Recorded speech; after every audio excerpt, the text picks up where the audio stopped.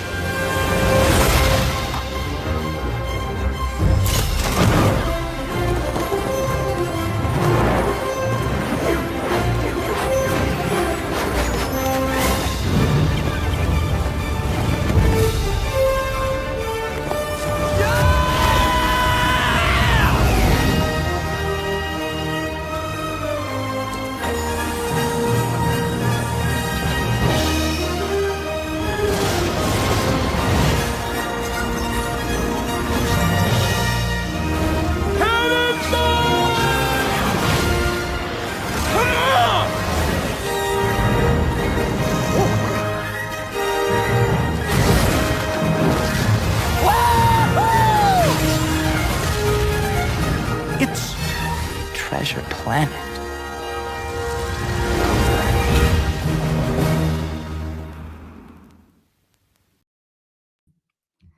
So before we begin our adventure, let's talk about the giveaway tonight. Yes, we have a grand prize tonight of a couple of different items. I'm going to show them off to you.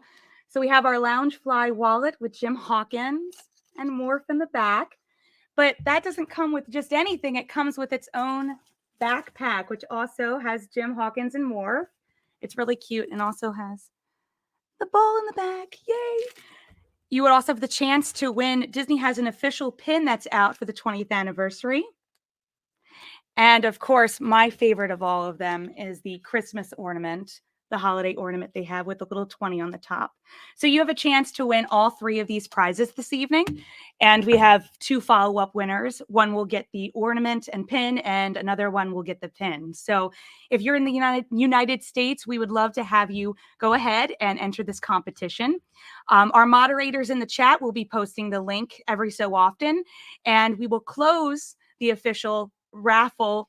We call it the raffle copter. We'll close that around 7:30 Eastern, and I think that's 4:30 Pacific time. So the little ticker right below has the link, and our team, again, the moderators, will be posting the link every so often. So make sure you enter before 7:30 Eastern, and then we'll pick the winners and announce them at the very end of the show.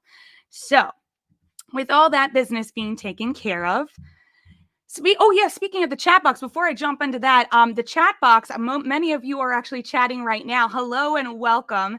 I can see all of your messages, and I'm really glad all of you are here. I think we have over 150 people now in the chat, which is amazing, who are watching live. So hi to everybody. While we're going along this 3-hour reunion and journey, you are welcome to ask any questions you'd like in the chat. I will try my best to read them as we go and bring them up so we can have the creative talent answer them directly for you. So feel free to go ahead and chat, sign into YouTube, and in the chat box, I think it's to my left, but to your right. There we go. So let's begin our voyage with the captains of the ship themselves. I'm excited to welcome the directors and the producers of Treasure Planet, John Musker and Ron Clements. Hi, guys. Greetings. Hello. Hi, Tammy. Good to see you, Tammy. Nice to see you. Doing good. Your backdrop behind those your prizes, name looks very I don't much see like John. you. It's John. John should be coming shortly, but no, I'm there. I can see me. You can't see me. But anyway, those prizes look really cool. I wish I were eligible for those prizes. I think the fans should be very happy with those. And does that No, you don't have skyscape to behind do your that. name? I'm Is kidding. that Ron? Can But I you hear wonder me what or see happened to me? I don't John. think you can hear Can you me or see me. can you for see some reason. John? Oh, can you see John? I can Yes. see him. Can you? And I can Oh, see no. you. Okay, I see his name, but I'm going to remove you and put you back in. Hold on. Can everybody in the chat, can you guys see John? I'm going to bring him back. Can you see him now, Ron? It's weird because I don't cast a reflection or a No. shadow either. So Okay, hold on. Ron, can I'm he going to say remove something? you. Can I'm he say talking this whole something? time. You know me. John, are you there? Yes, I'm here. I'm right here, like Jim Hawkins. I'm right here. Okay, hold on. I'm going to remove you, Ron. Hold on. Okay. Everybody else says they can see you. So, Ron, you might have to exit just StreamYard and come back. You, Ron. So, let's see if it's just this. Can you see him now? No, no. Okay, I'm going to kick you out Okay. of the StreamYard and then just click the link and we'll bring you back in. How's that? Okay. Okay, let's see if that works. Here we go. Kicking you from the studio. That's the first time I've had to kick somebody out of my studio. No, just kidding. Believe me, it couldn't happen to a better person. It's yeah. Ron has a thing with technology. He denies it, but he's foreign to it. So I hope this works. Everybody's like, John's still here. Thank you, Tree Hugger. Yes, I'm still here. You can see even if you don't want me, I'm still here. But yes, I'm sorry. We're happy you're here. Okay, I can't believe you're it's happy, not working. okay. It was just working, everybody. We tested it. I know we tested. promise. This is so typical of Ron. May I say this while he's not here? But anyway. Well, somebody says, I thought Joseph Gordon-Levitt was involved. I wish. Yeah. Ron does a great impression of Joseph Gordon-Levitt. He's going to do it for you later. But, Oh, good. I love hearing some Joseph stories. Right, He still posts a lot of like throwback things, but never about Treasure Planet, which I'm kind of bummed by. I hope he doesn't feel well. And we knew him as Joey Gordon-Levitt back then, so he wasn't Joseph yet somehow, or he was transitioning into Joseph. He was trying to go to Columbia University in New York. That's where he went to school, and he had just sort of left high school. And we recorded some in New York, some in here. But anyway, great guy, great actor. When did he start recording his portion? Fairly early on. I mean, I think it was probably 1990. I mean, probably 2000, somewhere in there, 2000. And I think he may have still been in high school then, but somewhere during the course of that, I know he went to Columbia University in New York, and so we did some recording sessions there. And it was good because Brian Murray lived in New York, who did the voice of Silver, and so we were able to do some sessions with the two of them, which really helped Joseph, because he didn't like this whole thing where he was recording by himself. It drove him nuts. He just couldn't feel like he was acting with no one to play off. And usually that's how we recorded the voices. We didn't have them with other actors necessarily. So like me with Ron here, we try and keep us apart. But are you still waiting for Ron to get back in the room? I'm still waiting. I'm stalling. We're I'm still sorry. here, yeah. Well, I can talk for as long as you like, but nothing with this guy surprises me. What can I tell you? I know. I did send him the link again, so he has that. So we'll just. But you said that Brian and Joseph actually did record together. They did. Particularly, it was a little bit later into the thing when Joe had really was just frustrated because we would have people do the lines with him in the studio, and I just think he felt like he was in a vacuum, and it just didn't feel real to him. I think, and in terms of his acting method, to just have somebody there that was another actor to bounce up. Because taking it a step further, even the people that he's reading lines against, we generally didn't want people to overlap their deliveries because we would be cutting them out and leaving Joe in. So that's even more foreign to an actor to not pick up your cues and do all that. So it was tough. Ron, I hope you can see me now. I can see you and hear you fine now. I'm not sure what happened, but I couldn't get back in. Yeah, I know. I told them how you grew up in Iowa, and I went through you painting the picture of Raquel Welch for the nuns. I did all those stories. No. Okay. So you think I'm making it up, and I'm not. Okay. But I'm here. I'm here, and everything sounds fine. Sorry about that, but yeah, you were gone. But I guess. And then I did mention that you and technology sometimes, despite your protests to the contrary, things happen. I know, but I don't know what this was a different. Okay, anyway, but things happen. Anyway, glad to be here. Glad to be here. Hello, everybody. And particularly for the origins of this story, I was realizing it was 17 years between the pitch and it coming to the screen. I believe so, like from 85 to 2002. And Ron is the person who initiated it all, and I think he could tell you about that. Yes. I could tell you how it all began. Remember, it's a 3-hour show. It's a 3-hour show. Well, I'll tell it fast. But yeah, it was kind of my idea. It goes back to the very first Gong show when Michael Eisner was very new at Disney, and he had this brainstorming technique called the Gong Show, where he had a bunch of us he wanted us to go out and come back with 5 new ideas for animated features, and I did. And when we came back and reconvened, he said, I only want you to say your best idea. And when he came to me, I said my best idea, and that was The Little Mermaid, which actually got gonged, but it got ungonged very soon. But at the time it got gonged, then and it was Jeffrey Katzenberg actually who gonged it. And then he said, okay, what's your second best idea? My second best idea was Treasure Island in Space. And I had written up 2-page treatments on both those things. And it also got gonged at the time. And I think there again, I think Jeffrey gonged it. But the reason they gonged it was they had just come over from Paramount Studios, and they were very involved with the Star Trek movies. And they said that the plot of the next Star Trek movie that was going to come out was Treasure Island in Space. Now, the next Star Trek movie that came out was the one where they went back in time to save the whales, which is not Treasure Island in Space at all. So I don't know exactly what happened there, but Treasure Planet kept, Little Mermaid got ungonged right away after the 2-page treatment, but Treasure Planet didn't get ungonged until after Little Mermaid, when we were just starting Aladdin, and the development executive, Charlie Fink, at that time came to us and said, we're looking for new ideas again, and we're looking for science fiction ideas, and we're looking for maybe pirate ideas. And I said, well, it just so happened. So I dug up my 2-page treatment of Treasure Island in Space, and I sent it to him, and then it went into development right after Little Mermaid. Before we did Aladdin, it went in development, with the plan being that it was going to be our next movie after Aladdin, which didn't happen. Yes. You waited a long time because, Yeah. from what I had heard was that you had to do Hercules before you could get the okay to do Treasure Planet. Is that the Right, case? That's right. Mhm. That's right. That's right. Why would Yeah, they make you Jeffrey wait had again? reservations about Treasure Well, I mean, Planet that we never totally understood, I think. he but put was it in cool to it. development. He put it in development, and actually, we worked on Aladdin with writers Ted Elliott, Terry Rossio, who also later went on to write the Pirates of the Caribbean movies. So they were huge fans of pirate movies, and they heard about Treasure Planet, and they were really into it. And we concocted some stuff, and before Aladdin came out, I think we kind of pitched a version of the movie, and Jeffrey seemed okay with it. But after Aladdin came out, Jeffrey somehow changed his mind, and he said, I don't want you guys to do Treasure Planet anymore. I want you to do Princess of Mars instead, which Disney owned the rights to, which eventually, got made not that long ago by Andrew Stanton as John Carter. But at that time, we and Ted and Terry had written a script for Princess of Mars. In fact, that's what we read as a sample script when we hired them for Aladdin.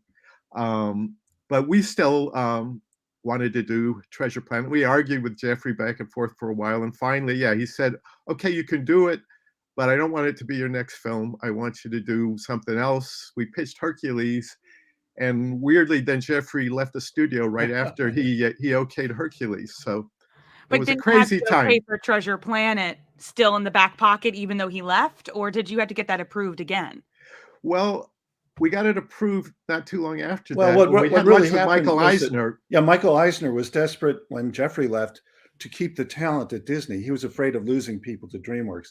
And so I think he conspired somewhat with Peter Schneider to say, these various talented people, what can we do to keep them there? And Peter knew of our passion for that project. And he said, well, if we make Treasure Planet, they're going to want to stay and do that. So Michael Eisner suddenly was gung-ho to do Treasure Planet, which he knew relatively little about. But he knew a little bit about it, but he was like, let's go, let's do it. Let's get it out there and all that.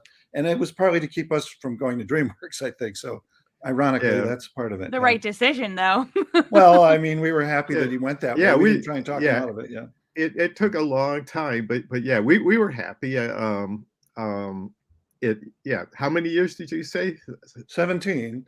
And then during the course of it, I know Karen Foster's on, we can talk about the development of the script, but we also then worked with the writer Rob Edwards when we were actually doing the film as we got going, and Rob was involved in that. So Ted and Terry went over to DreamWorks and wrote Shrek, or one of the writers on Shrek. And the Road to El Dorado, I think they were writing on that. Yeah. Yeah, and then later they wrote Zorro. Right. The Mask of Zorro. Yeah. Before they got back to Pirates. Yeah. Well, somebody in the chat, and everybody's chatting so fast, I can't pull it, but they said, was it a conflict of interest for Pirates of the Caribbean also being made at the same time? It No, wasn't really Or were being they made at like, the do your same own time, thing? actually. We were I- before it, yeah. Yeah, I mean, it takes so long to do an animated film. I don't think Pirates really. They were talking Pirates of the Caribbean. I don't think had come up until later, until Dick Cook Yeah, became head of the studio and was looking for movies based on some of the Disneyland rides. yeah, and That was I think Ted and Terry really pitched something to Jerry Bruckheimer, I think. But that was after Treasure Planet was out and done, I think, by the time that happened. Yeah.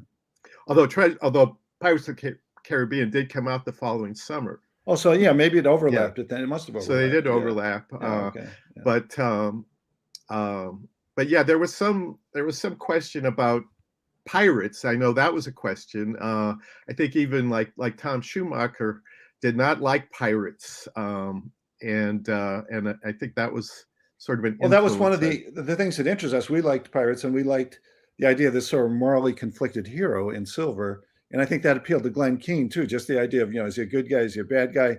He's a charmer, but he's got an angle, and it's a great challenge for an actor to play. And I think Glenn really loved that challenge, and we loved it in the writing. But I think for Tom, I think there was a little bit of that grayness of that particular character. I think left him a little bit in the lurch. And Tom wasn't a big fan of action adventure, I would say, generally either. Tom Schumacher, speaking of, was really ultimately became the head of Disney Animation when Peter Schneider moved over into live action for the studio. So Tom was the one that we were really dealing with through the making of Treasure Yeah, Planet. there were a lot of changes going on around that time. I mean, it was a turbulent time, I would say, at the studio, and that affected our movies somewhat too. I think certainly the films were becoming more and more expensive, mainly because when Jeffrey left the studio, everybody's salary went up, and because there was now competition between Michael and Jeffrey for talent.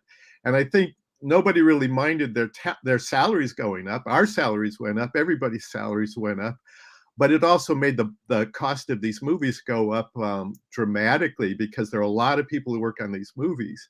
At the same time, the digital films, I mean, starting with Toy Story, were really starting to really catch on. And at that time, it's a little different now. I think you could actually make a digital movie cheaper than an animated movie. And some of the more recent, after Lion King's huge success, which was unprecedented, things started to sort of taper off. And I think Hunchback, Hercules, Mulan, Tarzan, all those movies, some did better than others, but not at the level of Lion King at all. So there was a lot of pressure. I mean, we had a healthy budget on Treasure Planet, but we stuck to that budget. And in fact, during a certain part of the movie, when things were getting critical because the movies were not doing so well, we had to cut our budget by quite a bit, which we did, and we did make the film for a lower budget than we started out with, which doesn't happen too often. Well, I was going to say that I have a picture. Sorry, I'm trying to pull it up here. It's not coming up. So let me see if I can pull it up again. But this is the one that I think, John, you shared with me. Okay. Saying Charles Dickens' immortal classic, A Tale of Two Studios. It was the best of times. Yeah. It was the worst of times. Yeah, that kind of, it was a caricature that I had done.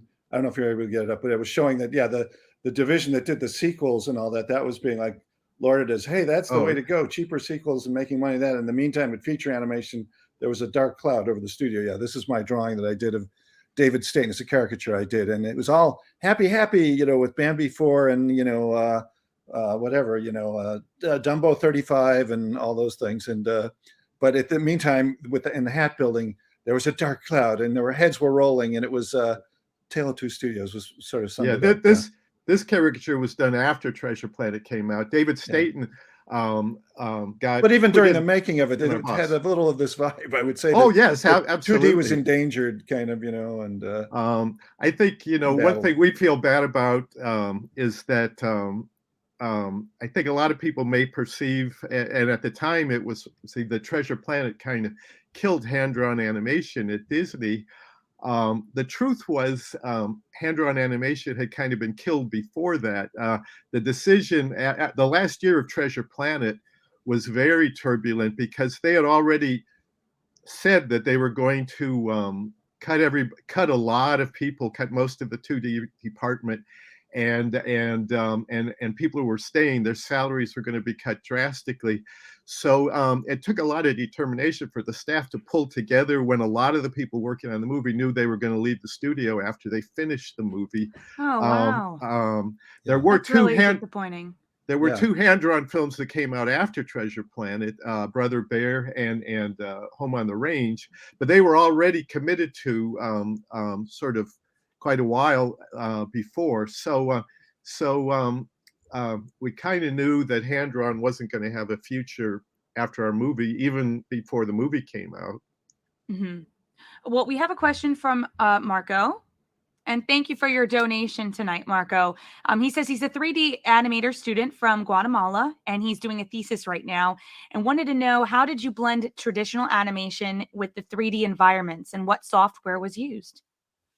Boy, are you asking the wrong guy? John, take that one. Yeah, I don't know. I know they used Maya to build sets, and I think Maya was the engine that was used to sort of do the things. And actually, when Eric Daniels comes on, I know Eric Daniels is a guest, he can help answer that question, but I think it was basically sort of fusing the in-house system, which was CAPS, and which was computer animated ink and paint, sort of. We had moved on to that. Still, the animation was done on paper, but it was scanned and colored in the computer. But then the sets some of them were built in the computers. Now, some of them really were still traditional backgrounds, but they were painted digitally. This was the first film, I think, that had all digitally painted in Photoshop, I think, really just. But deep canvas was used on our film, which was a technology that was used that Eric Daniels had helped develop for Tarzan, where you could put paint strokes into a 3D environment, and they would move as the camera moved. The paint strokes would follow and move with it. So they used that in the jungle and all. So we used that on the ship. So in trying to really capture an N.C. Wyeth look, the richness of the great Newell Converse Wyeth's oil paintings of Treasure Island for Scribner's, that he did back in the early part of the century, we really wanted to get that oil painting look. So we used deep canvas to paint our computer-generated boat. Yeah, we used deep canvas, but we took it one step further, I think, by actually building, like the ship was built totally in the computer. We did, and a lot of the sets, so we could move the camera almost in those 3D sets. We could move it like a live action film. We could stage things like a live action film. Yeah, we really wanted to never to do that before. Yeah, we really didn't want to move things just on an X and Y axis, but we wanted to do the Z axis because it was an action adventure film in part. And so we wanted, kind of James Cameron / Spielberg moves where you really, can follow the characters around the ship. And so it was a great thing. And even obviously the big signature shot where, the ship comes up into camera, the legacy, and then it goes away. We could do that because it was a fully dimensional ship, and it exists in 3 dimensions. Yeah, and we had hybrid characters. Silver primarily sort of represented the whole movie because he was a hybrid character. Yeah. And you'll be getting into that later with Glenn and Eric, but that was complicated. Can I interject? It made the movie very challenging. Yeah. We have another guest joining in, and his name is Mr. James Newton Howard. Hello, James. Hi, how are you? Hey, how are you? Thanks. How are you? We are great. We're so glad you're here. Thank you for joining us. Well, wouldn't have missed it. It's too big. Yeah, it was so great. James, good to see you. Yeah, James. Hey, John. He put such a stamp on this film, and we were such fans of his work before, we got him to work on this project, and we were looking for something, what can we do with James Newton Howard? And he was very agreeable. And what the great thing with James, we'll get into this, I guess, is that he would rough out the score in his studio there in Santa Monica. We would come and we would hear the entire score with that he would have with sampled instruments and all. So we got to hear the score before we ever got on the stage, which we had never had with any other composer in any fashion. So it really was a brilliant tool in terms of making us realize what he had in mind. It still got replaced with acoustic instruments and embellished and enriched by all the acoustic recording, but it still gave us a very good sense of thematically, where he's going, mood wise, everything. But James, you can. I mean, I should just mention real quick that I'm not seeing or hearing James, so I'll just kind of stay out of this for now. Okay. But James, but I do remember at the time that I loved the scores of The Fugitive and the movie Dave, and I was such a fan of James Newton Howard. But so I will say no more. Well, and can I geek out? Of course, Ron can't hear me. Oh, you can't hear me. Okay, I can hear you, but okay. I can't. Because I saw News of the World, and I just want to say, James, you had my vote for best score that year. I loved your score for News of the World and the Tom Hanks. Thank you so much. Western. Thanks, it was John. really brilliant, and but he brought such great color to this score. And please direct your questions to James. Let me get out. Well, here's the thing. It's so you, James, during this time you're doing Dinosaur, Atlantis, and Treasure Planet, which is amazing. You know what I mean? Growing up as a kid, you hear these scores and they just resonate in your life for the rest of your life. So when did you get the word from Ron and John that they wanted you to join in because somebody had left the project for Treasure Planet and you were coming in? Gosh, that demands more from my memory than I can deliver. Yeah, it was 20 years ago. Yeah. I don't remember exactly either. I was fairly early on, though. I think we worked on the movie for like 3 years. So we worked on, hard at work. I mean, from say like 1999 to 2002. So I think, wasn't it around fairly early on that we sort of asked James to get involved, I think, as I recall. Well, that's one of the things about animation. I know Jerry Goldsmith was sort of wanted to do it, and I'm a big fan of Jerry Goldsmith, but James really seemed like the right guy for this. Well, thank you. I mean, Jerry is one of my supporters early on in my career, and he is to this day one of my big heroes, that's for sure. But one of the things that I love about animation is that it's really so collaborative, and it's collaborative in a way that it just isn't in live action films. That everybody involved is of equal stature. You're not the composer's not in some faraway place, separate from editorial, separate from post, separate from whatever. And I really loved that idea, being at a round table and have these discussions, and no agenda other than trying to make the movie as good as it can be. And so it was really fun. And you can also write whatever you want in animation. I mean, you can just go crazy and write crazy, fun, silly, or whatever. But, right. And the thing too with us with animation, having grown up on the Disney features of the 40s and things like that, there's a term for music, being wall to wall, that the classic Disney features really had music throughout, whether or not it's a song, but even the underscore became almost kind of an effects track too at times, but it also just helped with the emotion of the picture and engaging the audience. And very early on, the Disney features relied on music for that. And to this day, all of our films have relied on the underscores, in some cases with songs as well, to involve the audience. And so for a composer, even Henry Mancini told us that was funny, because when he was doing Great Mouse Detective for us, and he said, "You guys, I work on a Blake Edwards picture, and the score is this thick, and I work on yours, and it's this thick." He had to write like 10 times the amount of music he did for Blake Edwards. But it's a challenge for a composer, but it also gives you a great, rich palette. And James brought that whole Celtic feeling to the score that, we didn't. I mean, that was James, that he looked at the story and Silver and found a way to sort of weave the kind of romance of sailing and this wry and slightly maybe melancholy Celtic airs through there, and just gave it sort of a signature style to the. Well, let's take a listen. Let's take a listen to what he did. So here we go. Here's the first of 3 tracks I wanted to play, just a little bit. Yeah.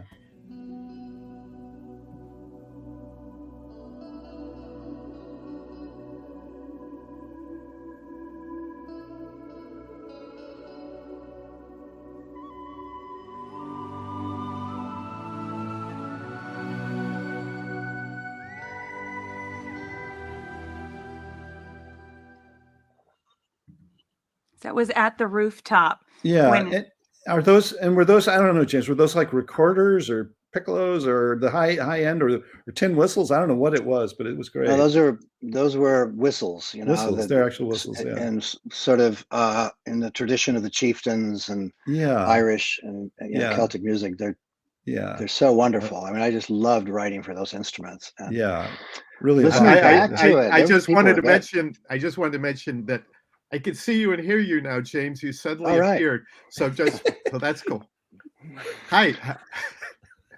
No, I was listening to the score today, sort of because I haven't heard it in a long time. And everybody, the musicianship on that score was really extraordinary. And when I heard, you hear a score like that, James, can you remember the individual musicians in some cases who played the pieces? I know you've worked with them over many films, probably, but do you remember? So and so played that, and so was doing the percussion. Yeah, on absolutely. That. And and of course the tenure of a first chair musician in an orchestra is limited. But the first horn was a guy named Jim Thatcher. First trumpet Malcolm McNabb, and these people. The brass was so extraordinary, and Jim's solos, and he's legendary, and I remember them very well. Yeah, that's great. I still work with a couple of them when I'm allowed to work in LA, but that's I can't remember who's conducting the orchestra for you on those sessions. That must have been Artie Kane, I'm thinking. Okay. I'm thinking it was Artie Kane, who is an extraordinary musician in his own right, an amazing session musician, and just a great guy. But Tammy, I have to say, when the score is put on the film, and we're in the scoring sessions I'd say this is true of all the other animation directors we've worked with too. It's our favorite part of the process, because just the it suddenly seems like a movie now, and the magic happens, and the emotion is there, and these the musicianship, the skill of James and the musicians is staggering. I mean, they look at it once and they play it, and then they refine it, but I mean, it's miraculous, and it just makes it all real. It's really thrilling. It's thrilling to hear a score like that, particularly if you've been living with a temp score that is sort of it's holding the fort for a while, but it really isn't tailored exactly to what you're seeing, both neither in terms of emotion or action or whatever, but to see something that now is really crafted to really tell the story, and with every note that's played.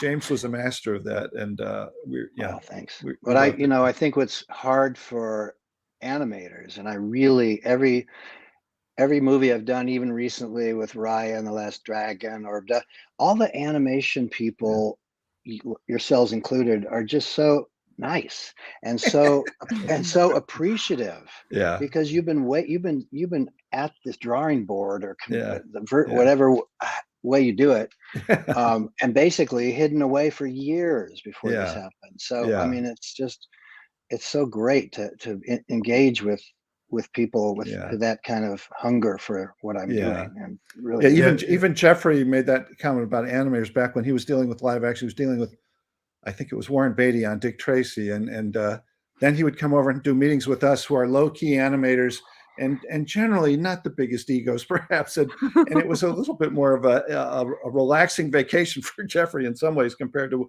what he was dealing with on the live action front at the time. So I think there's a lot of nice people in animation, I'd say. So, but you're right. I mean, Treasure Planet in particular was a long period of development. When we started productions, it was a 5-year film altogether, which I'd say 4 is about average, and there's some that have been done in 3 years. So we were coming to the end of a long process. But James, go ahead. No, go ahead. Trying to remember did we record at Todd AO or at Sony? I think Sony. I believe it was Sony. Yeah, I think it was. Okay. Yeah. Sorry, Tammy. But no, you're fine. I was just going to say that you're working on Disney films at this period of time that don't have the typical Disney musical number. So it pulls more from the music in these films, in my opinion, because you also have to tell a story without the lyrics, without the words. And this next clip is from the sequence where Silver and Jim Hawkins are having a heart-to-heart. And I think that main theme runs throughout the whole film and really speaks volume. And that's why a lot of people love it. So here it comes. Thanks.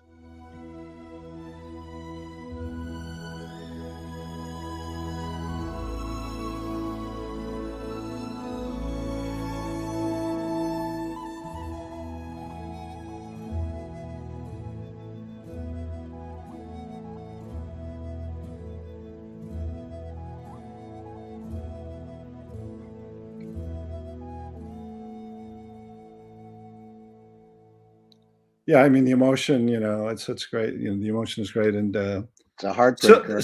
Silver and Jim were the heart of the movie. I mean, their relationship. So musically, the thematic stuff that James did for that threaded throughout the film and helped Where was grounds, where was your inspiration for that, James, specifically when you're watching these scenes and being told about the story? How do you kind of hear what needs to be put in that specific segment? Gosh, I'm asked that a lot, and I don't really question the process because it's quite mysterious to me. But I loved, first of all, emotionally speaking, I take the animated film Treasure Planet and others totally seriously. I mean, I treat them dramatically, like this is not a cartoon. This is not. There are moments where you can be cartoonish, with Yeah. Ben, and that was really fun. But otherwise, so I guess there was so much emotion in the characterization of Silver. Maybe it's because I lost my father when I was 10 years old, and there was something about Silver that was just, he takes Jim under his wing, and he was a courageous figure that maybe had a few questionable moments in his past, but essentially had a great heart. And I think that's what one has to address is the heart and the tone of the movie that's different from any other movie. Yeah. But yeah, I mean, that taking it seriously was essential to get the audience, caught up in their story. And Yeah. we loved the score for elevating the emotion that we were trying to get in the animation. It takes it up to another level when it works as well as James' material But did. I spent I don't know if you know this or not, but I was in Elton John's band for. Yeah, I was thinking about you because I watched the Dodger Stadium thing on Sunday night. I wonder if James is there somewhere. But anyway, yeah. I was. In fact, I played Dodger Stadium with him 47 years ago. You were in the original gig? Wow. I was in the band, yeah. Ah, okay. But the only reason I'm bringing this up is because the guitar player is a dear friend, one of my best friends ever, Davy Johnston, Scotsman who could just play the banjo and the thing. And he and I actually performed at the Edinburgh Folk Festival. Really? A gazillion years ago. But the point of all of this is he got me into Celtic music. He got me into the Chieftains. We would do a lot of performances or little, occasional performances of Chieftains music. And I immediately fell in love with it. It's like if Oh Dan, what makes you cry more than Oh Danny? I know it's the ultimate tearjerker. I know, and I'm Irish, so I can say that. But yeah, it's. I'm just in line with that. The European premiere of the film was kind of unforgettable because it was in Edinburgh, and nice. And there were all these Scottish musicians sort of coming out of the mist. Well, the Pipers, we came out of the mist. We were there with Roy Disney. We were at a big sort of manor, I think not far from Edinburgh Castle. We had our haggis, and we had eaten our Scottish repast with the cross swords. We had dancers doing the dance. And then there was a moon, and Patty Disney and Roy Disney were there. We looked out, and there was fog on the moon, and out of the mist came these pipers, like the Black Watch, kind of going forward. And it was just magical. And what a there's something about it. I mean, you hear bagpipes at a memorial or a soldier's memorial. Yeah. There's just nothing. There's such power in this squeaky, funny little instrument. But it's and it's so funny because I watched the Elton John concert on Sunday night on the Disney Plus thing, and they introduced Dave Johnson, who's this reed thin unbelievable guitarist, and they said he was a Scotsman. I had no idea that he had an oblique connection to Treasure Planet, but I'm happy to hear it because amazing musician. Pretty amazing. Just great. Yeah. Let's play one more clip. This will be a little bit louder, so for those who have their volume up. I was having a hard time on the first two a little bit. Sort of. Okay, really? Crank it up. Here we go. Here's the last clip. Here we go.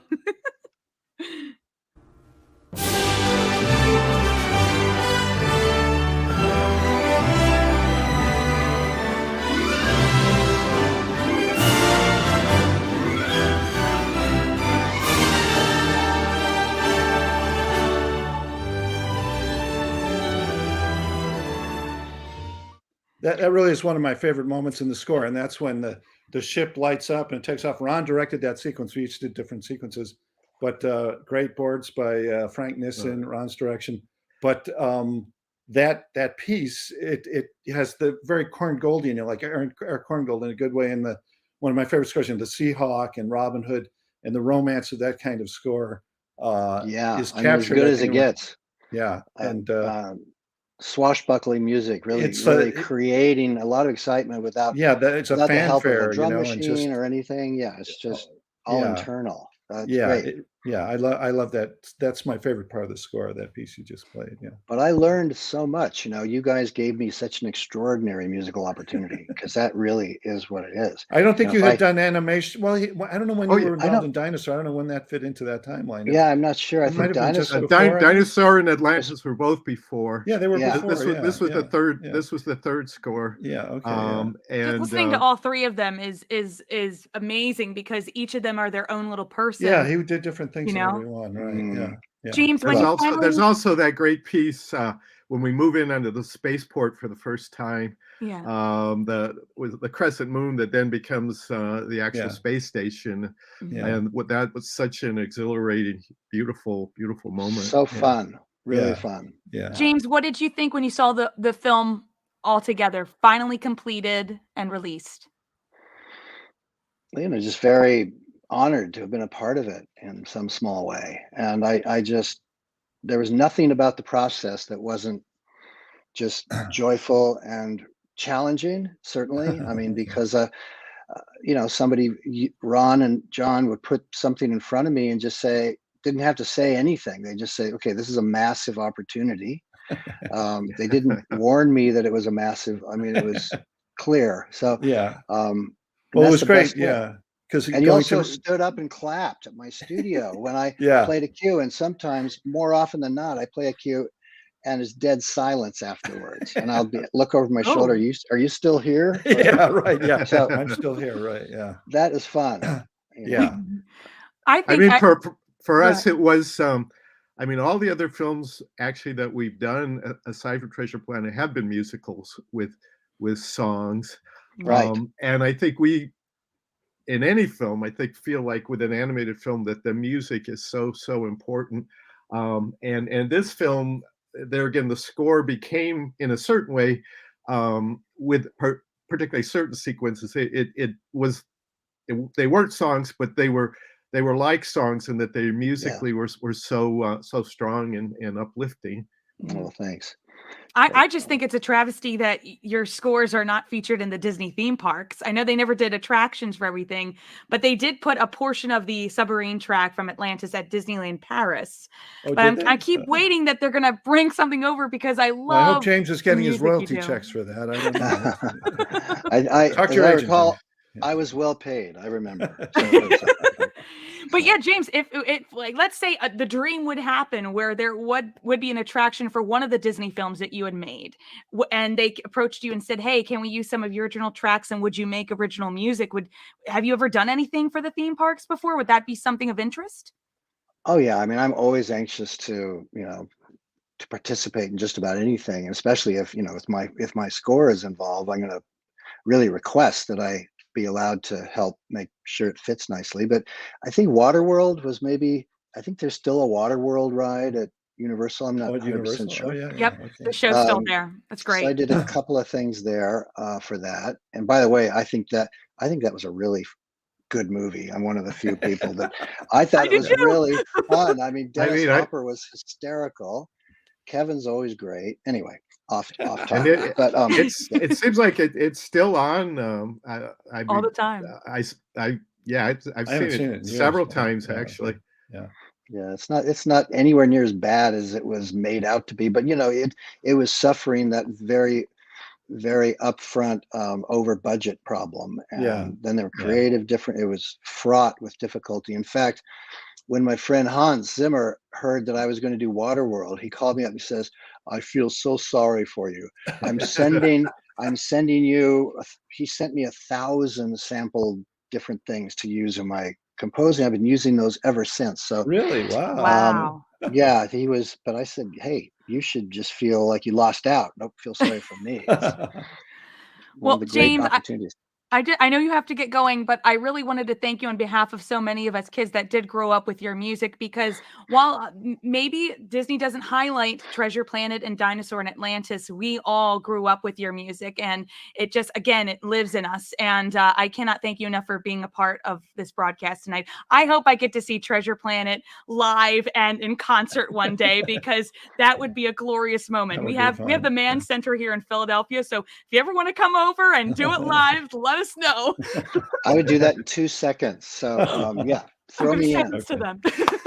That would Okay, be well, great. great to see you again, James, and Yeah. best of See you luck with all your guys, future and projects. thank you Yeah. so much. Continued Yeah. success and stay Okay. healthy. Nice Thank to you. meet you. You Thank too, you, Tammy. James. Thank you, Thanks, James. thanks, James. Bye. All right.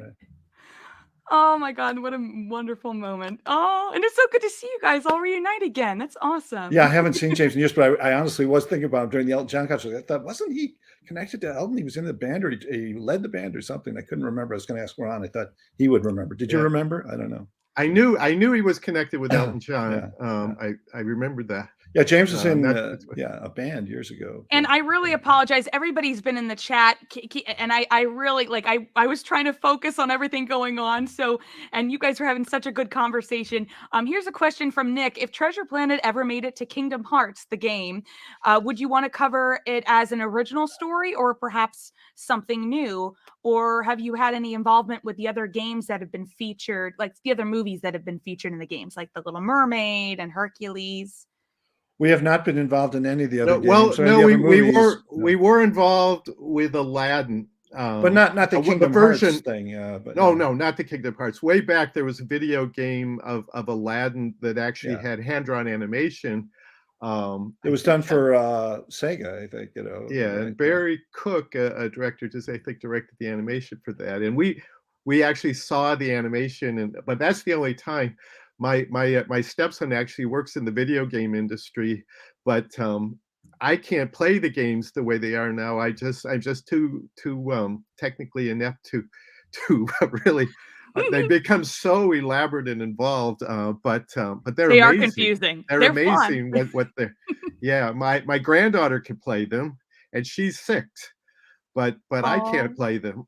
But generally, with any of these films, when there are other permutations of them, whether or not they did the straight-to-video sequels or anything like that, we were not involved in those generally. We just did the original films, and then the live-action versions, the other sequels, animated sequels. We didn't on any of the properties we were on. And there was, I don't know what's going to come up. There was a sequel planned for Treasure Planet. It got June pretty Falkenstein far. was- Oh, that's our far, next question here too. Oh, Hold on, okay. let me pull them up. Yeah. Ollie says, "Do you ever think there will be a sequel? I know there had been one in the development stages that Willem Right. Dafoe was supposed to play the villain." Yeah, I think Rob Edwards wrote that sequel. I think, and I think June Falkenstein was going to direct it. And it was up right. And and she's a running. very It good was going director. for a while. Yeah, but then when our movie came out and didn't do well, that plug got pulled on the sequel. So I don't know. It sits somewhere in a vault. Disney still owns the script and all that, and whatever development they did on it. But I don't know. Not likely to be a sequel, I would say. No, probably not likely. Also, probably not likely to be turned into a live action a movie, though in some ways I wish. it because of its action adventure nature, it actually could be, but I don't think I would that's prefer too likely Disney to Plus happen. series. Why not a Disney Plus series? Yeah, Continue it, because I know Atlantis had the cut TV series, and you guys had the sequel that was cut. yeah, It was so sad because Yeah. that was the whole joy of it, and I don't think they do that nowadays. Where they usually put the theme the characters in the theme parks, Yeah. and they start doing previews and things. Because I remember specifically at MGM Studios at the animation building, right before they removed all the animators.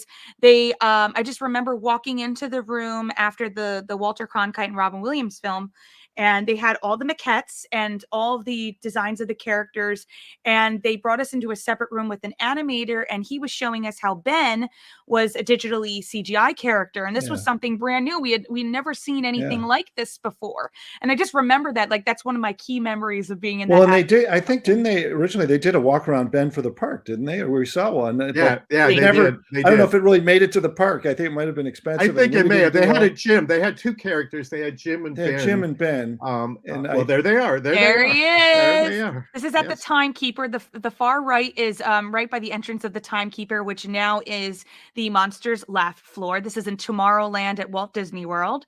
And to the left is the Solar Surfer with Jim and also Ben. But this is in front of the Carousel of Progress. And was So this? these are And when is this picture from? Is this from 20 years ago, or is this? This is from 20 years ago. Yeah. Yes. Yeah, that's the Ben that they made. Yeah. And then this Oh. is at the Disneyland at the windows where they had the Did they their do design- Windows first? I don't remember that. Really, I don't remember. Yeah, the one on the right is upside down. I'm sorry, but yep, they had them there too, which was really cool. Wow, yeah. Yeah, we always love the windows. I still, when I go to Disneyland, I go by the Aladdin window, or they have a Princess and the Frog window now, and I take my little granddaughters, and I force them to look at it, I lift them up, and but it's fun to see them realize this way. There's Jim. And this is And recent. Ben. Far left this is is recent. at Disneyland Paris. At Oh, Disneyland 17. Paris, yeah. And then Yeah, right we- before COVID on the right at Disney World Animal Kingdom. He actually had a set too. Really? Wow. Yeah, actually, Treasure Planet. I mean, and I don't know if we get into it later. Obviously, it was very disappointing for a lot of reasons at the box office. France was the one place where it was a hit. Yeah, It really was well well in in France, France, yeah. and that's the only place where it came through. It has been fun, and I don't know if any of the people in your audience are people do this, but the cosplay stuff that I've seen from it, I've seen an amazing girl that did a Captain Captain Amelia. Amelia. I've seen a few Amelias at different conventions, and I've seen some Jim Hawkins, some great Jim Hawkins. Those are the two main ones I've seen, I think. But they've done an amazing job, and women playing Jim, guys playing Jim, and these Amelias have been fantastic. Yeah. Well, let's bring in our next animation crew. I know we're a little bit behind, but we're having too much fun here. So Okay. let's bring in our next group of lovely people. Here we go. We've got Ken. Hi, Ken. Hi. Hey Ken, hey, how you doing? And Good. we've Haven't got- seen you guys in forever. I know we have to play ping pong. I know. You owe me. You owe me one. So I know. so, I know. Craig Elliott, I see. I I see Kyle. Hey, way to go, Kyle. Kyle. once again, T Dan. I'm not seeing anybody or Uh-oh. hearing anybody. Do you want to I'm not Ron? sure. Do you want to exit and then come back in? That might be Try what. that again. Yeah, try it again. I'll bring it back in. I promise. Okay, We'll I'll try. But go we'll on. talk without have a you. good, We will have a good proceed, yeah. time. I great to see you guys. If only I could see you. Come back soon now. So we got Ken. How did this we've guy got ever make a movie? I Dan, ask you, Kyle. Please Kyle, tell me. Craig, and Karen. So let's go from since we're all Brady bunched here right now. Let's go through and everybody introduce yourself and what your job was on Treasure Planet. So Ken, why don't you start since you're in the top right?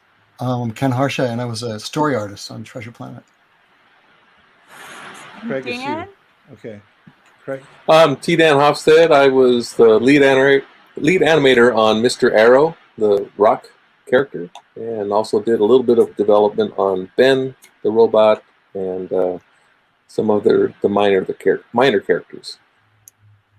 Kyle Odermatt, I was in charge of the computer graphics efforts on the film. Craig Elliott. I did both visual development and layout for the film. And Karen Foster, I was a development executive, and I got no credit on that movie. So I'm amazed to be remembered 20 years later. Did you really get no credit? Welcome. I think of Karen very much when we were developing the script. She was a principal part of that. And I apologize for the lack of credit. It must have been somebody else that. No made that call, development but, people got credit. So it Oh. wasn't. I'm just saying. Years I'm, later, they started giving development people credit. I know that's Yeah, true. I was just delighted to be remembered, and it was my first project in animation, so it was a great But foundation. Karen, yeah, we would Wow. be batting ideas around. Roy Connolly is not here. I think he's out promoting right now Strange World because Roy produced the latest Disney animated feature. And last I saw, he was in London with Don Hall, or I think he'd be here. But, Yeah, I think he is in London. Definitely. Yeah, I worked on that as well. you did. I saw Yeah. your name in the credits. Yeah, I saw. Mhm. I took my granddaughter. Oh no, I took my niece and nephew actually to see it yesterday, and I enjoyed it. I saw it at the Nice. local theater. But yeah, everyone on this screen, a key person. Ken storyboarded some of the crucial sequences, particularly between Jim and Silver. So really helped develop the relationship in his drawings. Very strong drawings. Craig, great fusion. Wait till Ron gets back here, but we'll talk about the 70-30 rule or the 60-40. I was And the thinking about it 60-40, today.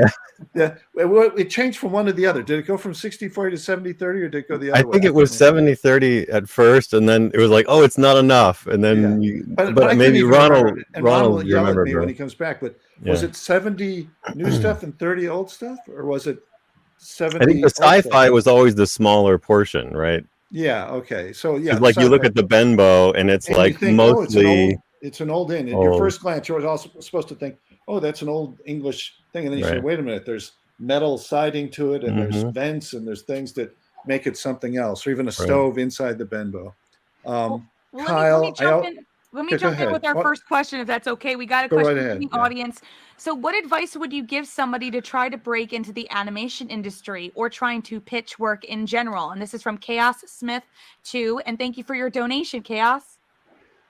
Who'd like to take that question? I think it depends on what they want to do, right? Like which one of us would give the advice. Yeah. I let's say, can let's jump say in. let's say they wanted to do visual development. What would you Oh. suggest, Craig? Oh, wow.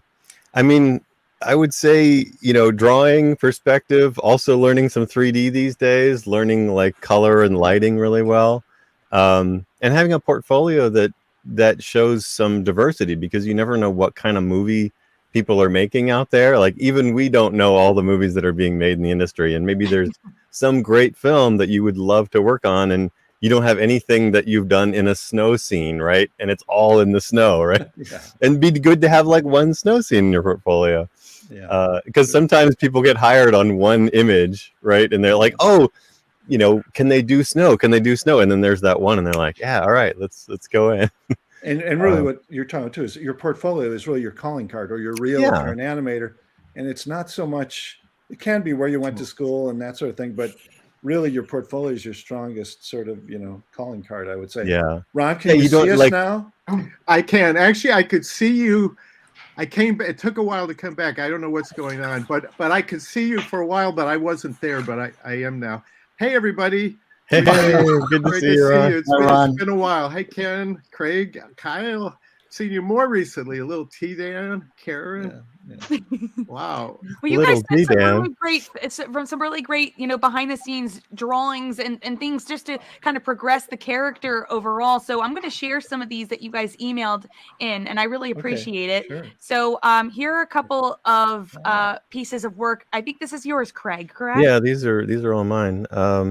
Well, so I think it was, what was the number of pirates that we all sketched? Like 2,500 or something like that. Yeah. There was a big poster on the third floor that had like check marks. Yeah, right. Yeah. And people would go ahead. More pirates than you could ever imagine. Yep. But I think Rick Mackey did a few thousand himself. But yeah. But I these seem to are great. recall, T-Dan Hofstedt, didn't you give Oxy and Moron their names and things like that? I think you were the guy, right? Weren't you? Oh, that might have come out in that way.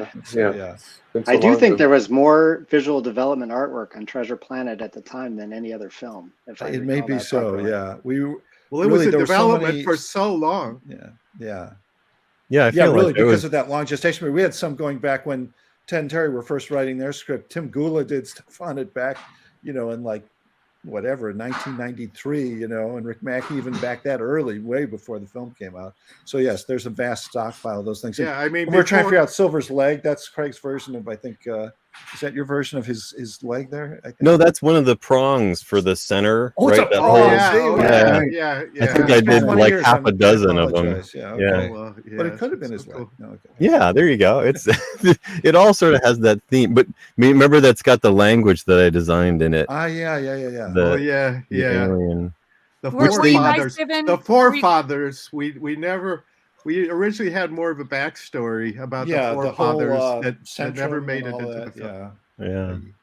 Well, It were was you all guys based given- on. Oh, go ahead. Sorry. No. I was just going to say, were you all given a specific rule for the aliens? Like they could only have a certain amount of this, or could only look a certain way, or was it just, go ahead, design something, and we'll kind of pick and choose from there?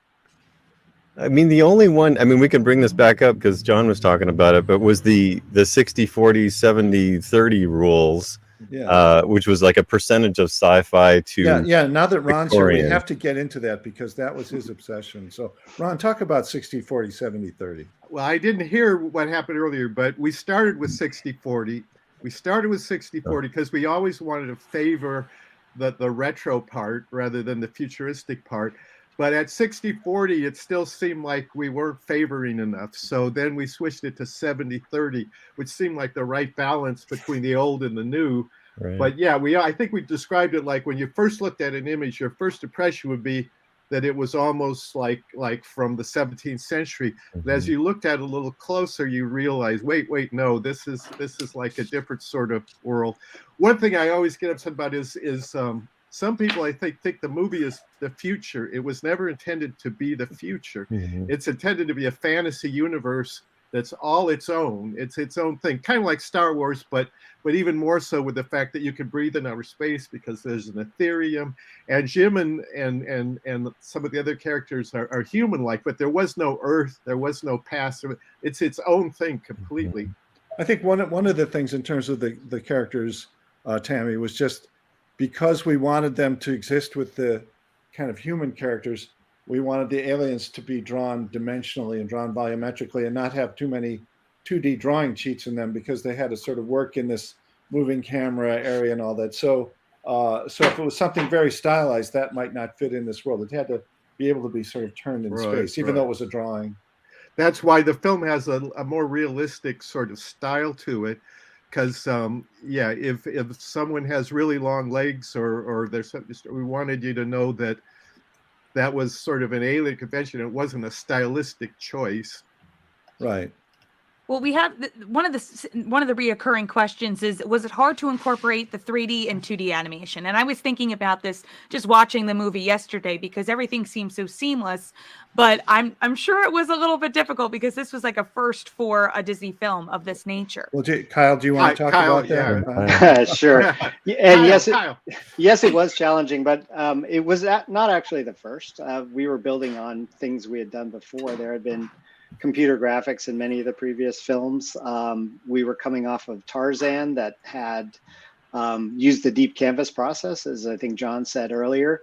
One of the innovations was for this film is that we added the ability to light our sets, whereas deep canvas on Tarzan, all the lighting was painted in.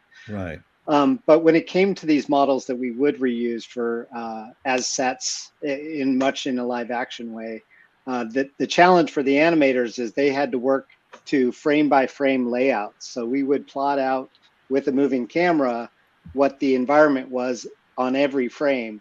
And they had to do the very difficult work of making things turn properly and locking down feet against those sets. And which was really the way the ballroom sequence in Beauty and the Beast was done. I mean, they really built the ballroom in the computer, had printouts, and James Baxter had to lock those feet to the floor. But the difference was the integration to try to make it all seem like a painting. Right. We certainly upped the amount of it. Silver's arm in his eye was quite a bit of work, if I remember right. Yes, and Eric Daniels and Glenn will talk about that. In the next segment. And T-Dan, from the animator's point of view, was it a nightmare for you on any of those moving camera shots, or I don't know? You didn't have time. I wouldn't call it a nightmare because, as was mentioned before, a similar technology was already being used on Aladdin. For one, I did Gazim, the humble little thief, and there was an animated ground plane that was outside the Cave of Wonders, which the giant lion's head, and so they would print out a grid of the 3D shot, and I had my little guy, and I had to plot out my footprints, and as it moved in space with the camera, those feet had to stay locked, and I had to time it out. Okay, his foot is down for X number of frames. Now it's lifted up for X number of frames, and he has to go to his next.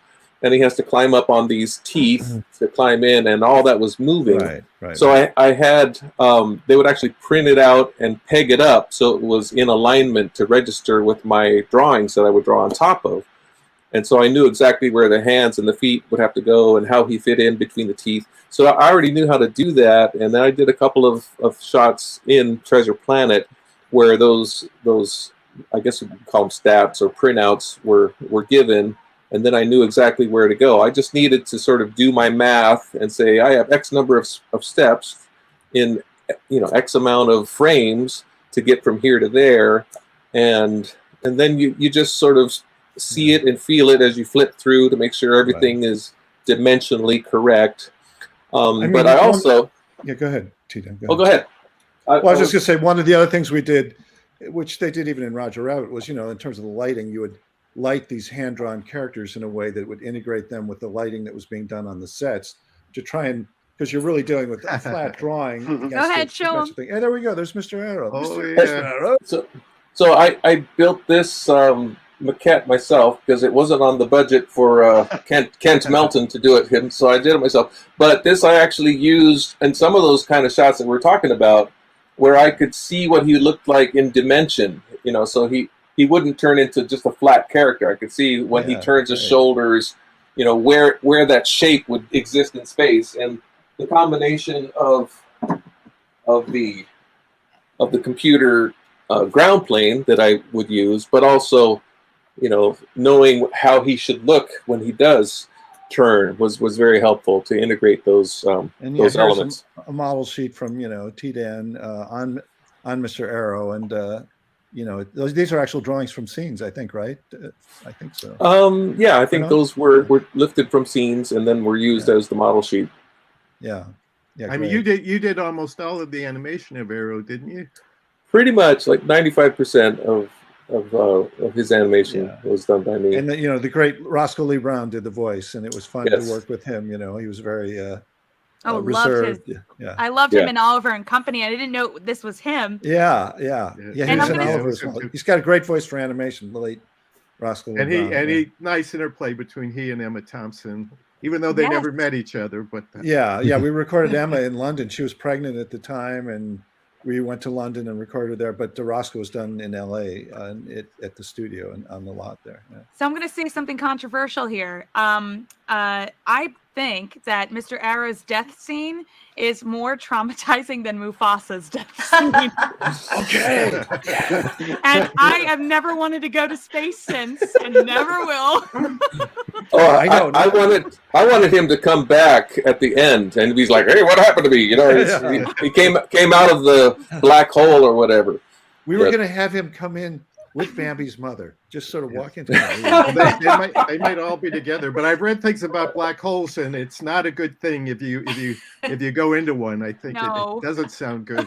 No. Yeah. And I that's why watching it last night, I was like, oh God, we're coming onto the scene. It was always horrifying to see. And then then you know that Jim probably could go, you know, float in the air at the very end. And it was really interesting to see it again and just still feel the same way I did as a kid.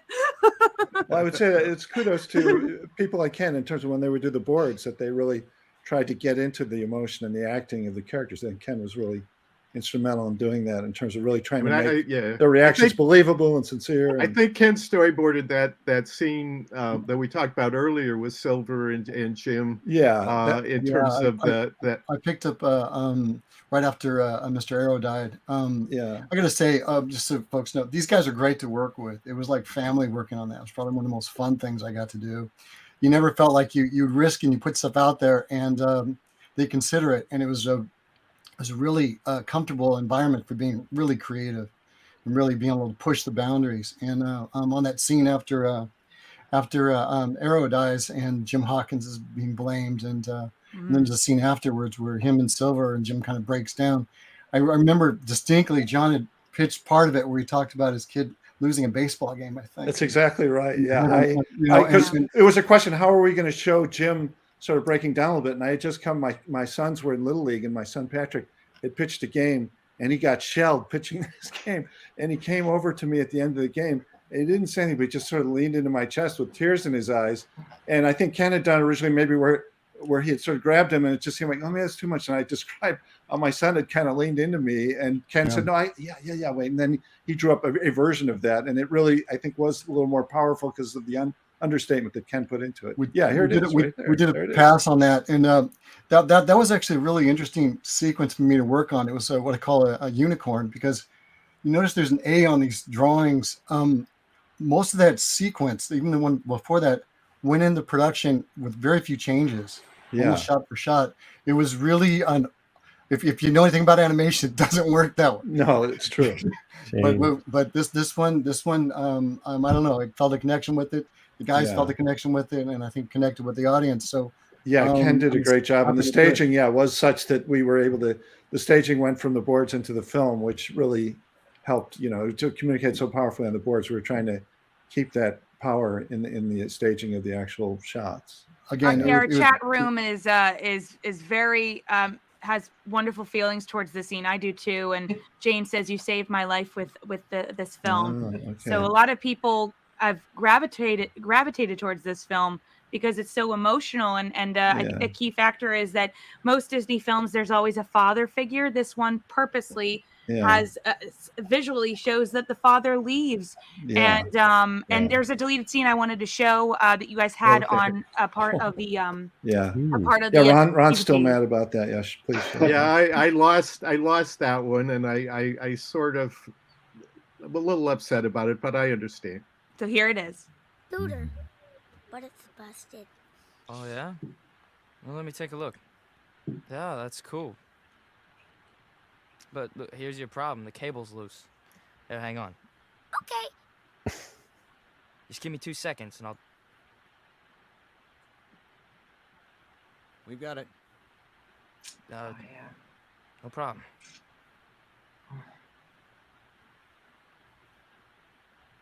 You did it! How come you're so smart, Dad? I guess I take after you, Ethan. You wanna see how fast I can go? That kid's voice was so cute. They used him in Brother Bear, I think, is the little bear. They did. But yeah, that was in the film originally. We loved the scene. I love the scene too. After a preview that didn't go all that well, there was a question. Shortly after September 11th. Yeah, we had a preview that didn't go very well, and they weren't getting into Jim Hawkins' problem necessarily. And so it was a question: is there a better way to introduce him? And so we rearranged the way he was introduced and tried to have him introduced in a more up the scene with the little boy, the little version of Jim wasn't there originally, which I was not against that. I mean, the scene with little Jim and his mom. Yeah. I think there was a way we could have done both. Yeah. But anyway, but it's a nice beautifully scene. animated. John Ripp's animation. Yeah. The thing I liked about the scene is it set up right away that you understood what Jim's problem was and what he wanted. I identify with that too, because I didn't have a father growing up, so it was kind of always looking for father figures and kind of know what that was like. And anyway, I was looking at some of the questions that have been scrolling, and so many of the people have been talking about how the story affected them deeply and saved their lives. Yeah. And I think like sort of connecting it to how do you pitch a good story for animation. You can set it in the most fabulous world, but if it's really steeped in a story that's real and that is told from a personal point of view, which Ken was pointing out that John and Ron were so good at eliciting from the crew. If it's steeped in something real, people will remember it forever. And so anything you pitch, ideally, it's connected with a real human experience, and then you can set it in the most fantastical arena, and it will still resonate 20 years later, and people will say it saved my life. It's one interesting thing in terms of the pyramid. The very first version that we wrote, that John and I wrote, was more similar to the Robert Louis Stevenson story. I mean, the Robert Louis Stevenson story, Jim doesn't have a father, so that's consistent. But we had Jim being more of a nice kid, a good kid, like he was in Stevenson's story.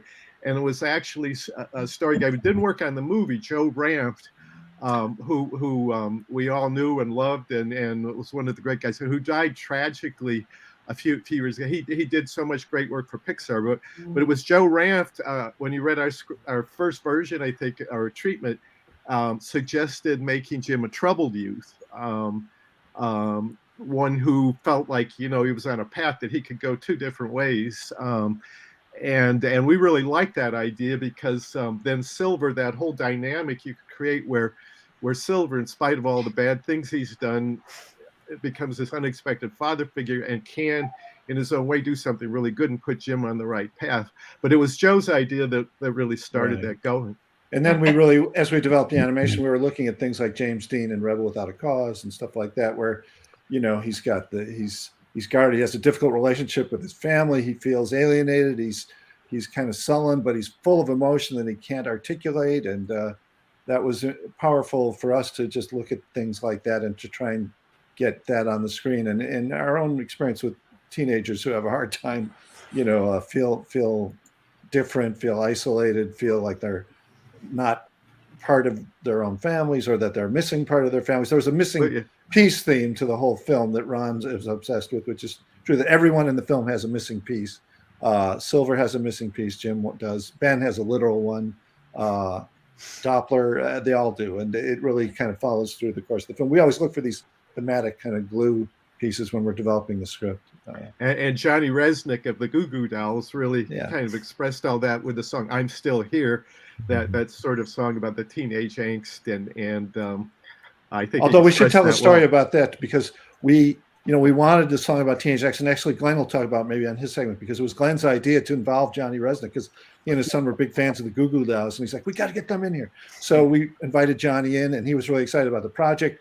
He came in and he played a version of the song on a guitar, humming it to Roy Conley, the producer, with no words, just and we liked it. And to the day that we recorded it, we never saw the lyrics to the song. We were like, it's coming up. It's like, well, we're going to be recording this on 2:00 tomorrow. Has anybody seen a lyric yet? No one saw a lyric. I'm a songwriter too, and that's the worst part. Like, you can get the music, and then you're like, lyrics, it's got to sound good. So I totally get what he's going through. We go in the recording studio. Johnny is sitting there with a pad of paper and a pencil. And I'm just like, I hope he's got something, because all the musicians are here. Yeah. And that went late into the night. I think we left, but I think Roy stayed, and it was he had words, they completed that. He did. He came up with great words. Yeah. We were happy with it, but it was brilliant. insane. It was insane. Yeah. I think it's under pressure. Sometimes you get the best ideas for things that come out. I can relate being a procrastinator myself. I can say though that, like, Ron and John, you guys, you also put a lot of faith in the artists that work for you, and I felt that way on the show. I think a lot of people did, and maybe that's why that happened. It's like he felt like, you trusted him, and like, it turned out, and I felt like that way too. You'd give me an assignment, and I'd go off and make 10 versions of that or whatever, and I felt like there'd be something you guys would like about it, right? Like, and that, I think that's, being a production designer now myself at Marvel, I find that the best art comes when you give that space for people to breathe and express, and like, they're bringing their own thing to it. If you sort of over mandate something, you lose all those beautiful things that an individual brings. I totally agree. One thing I remember just quick, because we talked about the 70-30 rule, but I remember the first image that captured that was Craig's image of the Benbow, and it just seemed like that captured that whole idea, in that you first looked at it and it looked like a 17th century house, and then wait a minute, no, it's something different. And I would say that our general approach to making all our films has been a very collaborative one, and we feel like the film, if we involve people, they invest their ideas, and the film will be richer for it. That if it's just Ron and I's ideas, it will hit a certain sort of plateau, but you get this sort of cascading thing of people coming in with ideas, and we work as editors. We pick and choose. We don't just take a vote or something, but the film is so much richer and everyone feels invested in it, and it's just like the way we look. I do the same thing. I've been art directing for about 18 years now in video games, and because the movie was the last movie I worked on in feature films that was made, and that inclusive thing and getting people to the front, letting them be seen, is a philosophy I use every day.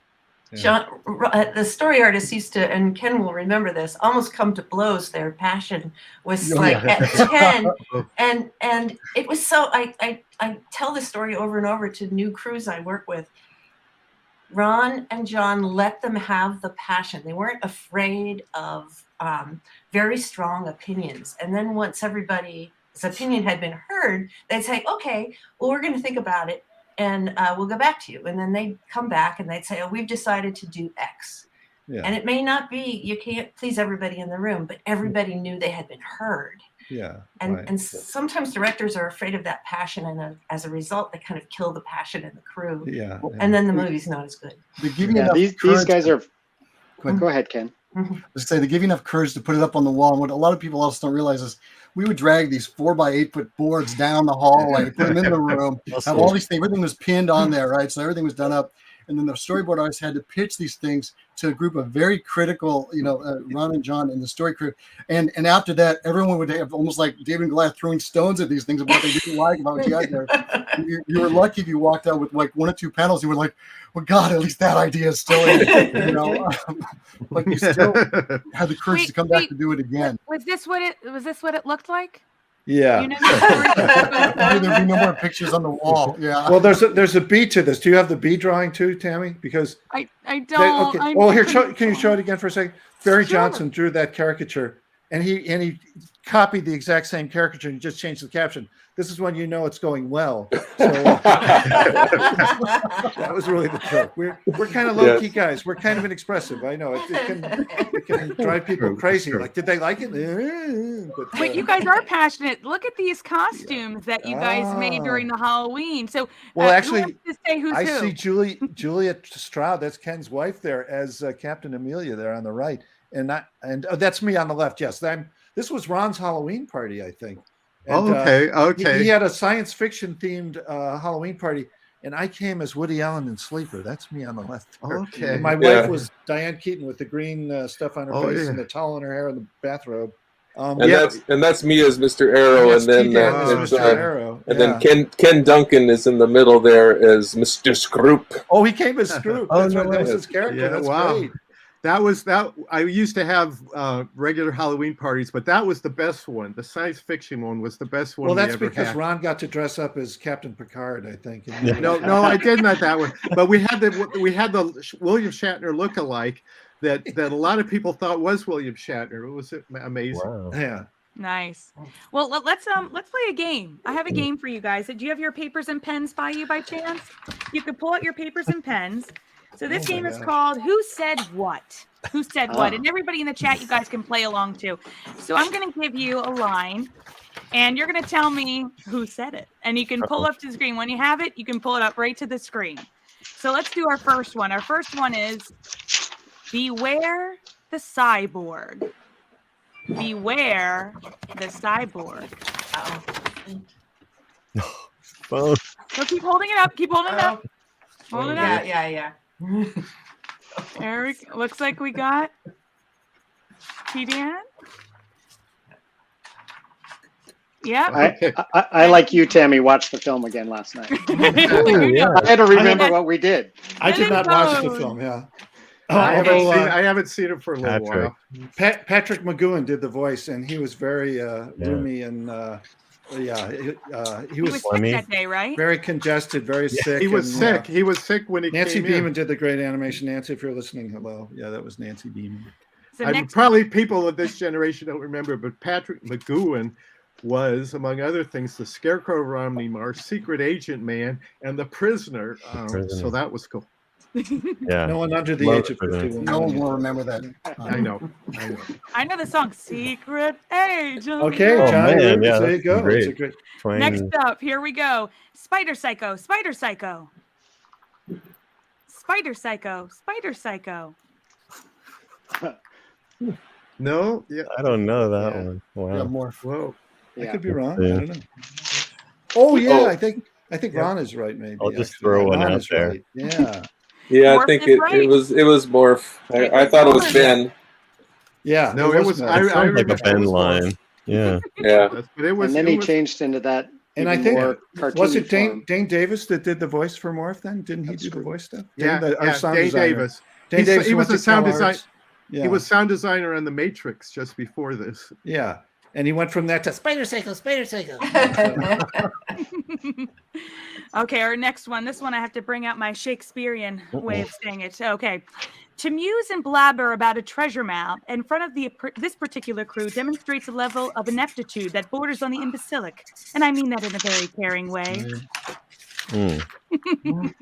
The great thing about Emma Thompson, that was partly ad-libbed by Emma. We wrote the dialogue, and we sat down with her when we were in the recording studio in London, and she just sat there eating some crackers and cucumber sandwiches and said, I had some thoughts on the script a bit. And so we batted around ideas, and she'd say, I had a snarling pack of driveling galoots, and no, I had a sorry gaggle of ragamuffins in what I wrote, and she said, I rather fancied a snarling pack of driveling galoots. I'm going to go with yours, Emma, because it's funnier. Yeah. She's So a she just writer, came up and with all sorts of stuff. she really tailored that part to herself. She was one of the most fun people ever to record with, really, Emma Thompson. I want to take partial credit for her red hair. Yes, absolutely. You can completely do that. Yes. Yeah. Well, in fact, she originally had dark hair, or she had dark hair for a while. Andy Gaskell had done a drawing of her with dark hair, and she looked a little bit vampiric, and because she had a widow's peak and it was very sharp. And we said Karen Foster has red hair. I think red hair is the way to go. And there you go. It's often Absolutely. And kind of a shorter cut. Yeah. Okay. Okay, next one. A mind is a terrible thing to lose. A mind is a terrible thing to lose. John and I got on that one. Good, all across the board. Ben, it is. Piece of brain. Look at you, glowing like a solar fire. Look at you, glowing like a solar fire. That's cool. I think I wrote that line, but I don't know. Yes. Whoa. Across the board. Good job, Long John Silver. Zip your howling screamer. Your howling screamer. I remember the line, and I just can't think of who.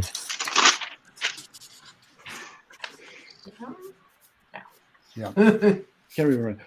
Again, that was her ad lib. That was not written. That was She Captain ad-libbed that. Amelia. That was Okay. she ad libbed that. There was a different line, but There was a she came line up there, with but that was her version of the line. So how about this one?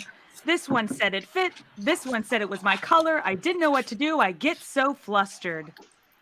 This one said it fit. This one said it was my color. I didn't know what to do. I get so flustered. Flustered is Doppler, of course. Yeah. Doctor, what's his name? Dr. David Hyde Doppler. Pierce. It was weird because we wrote the part with David Hyde Pierce in mind, and then for some reason we didn't really go after David Hyde Pierce, but we auditioned other people. Yeah, we did, but one of the people we were considering to do Doppler was Jeff Goldblum, until Ron had a run-in with Jeff Goldblum. But we met with Jeff Goldblum. We met with Jeff Goldblum. Oh, that would have been interesting. That's a long story. We were at the Golden Globes. Ron was drunk. It's a whole story, but he congratulated him on a movie that he wasn't in.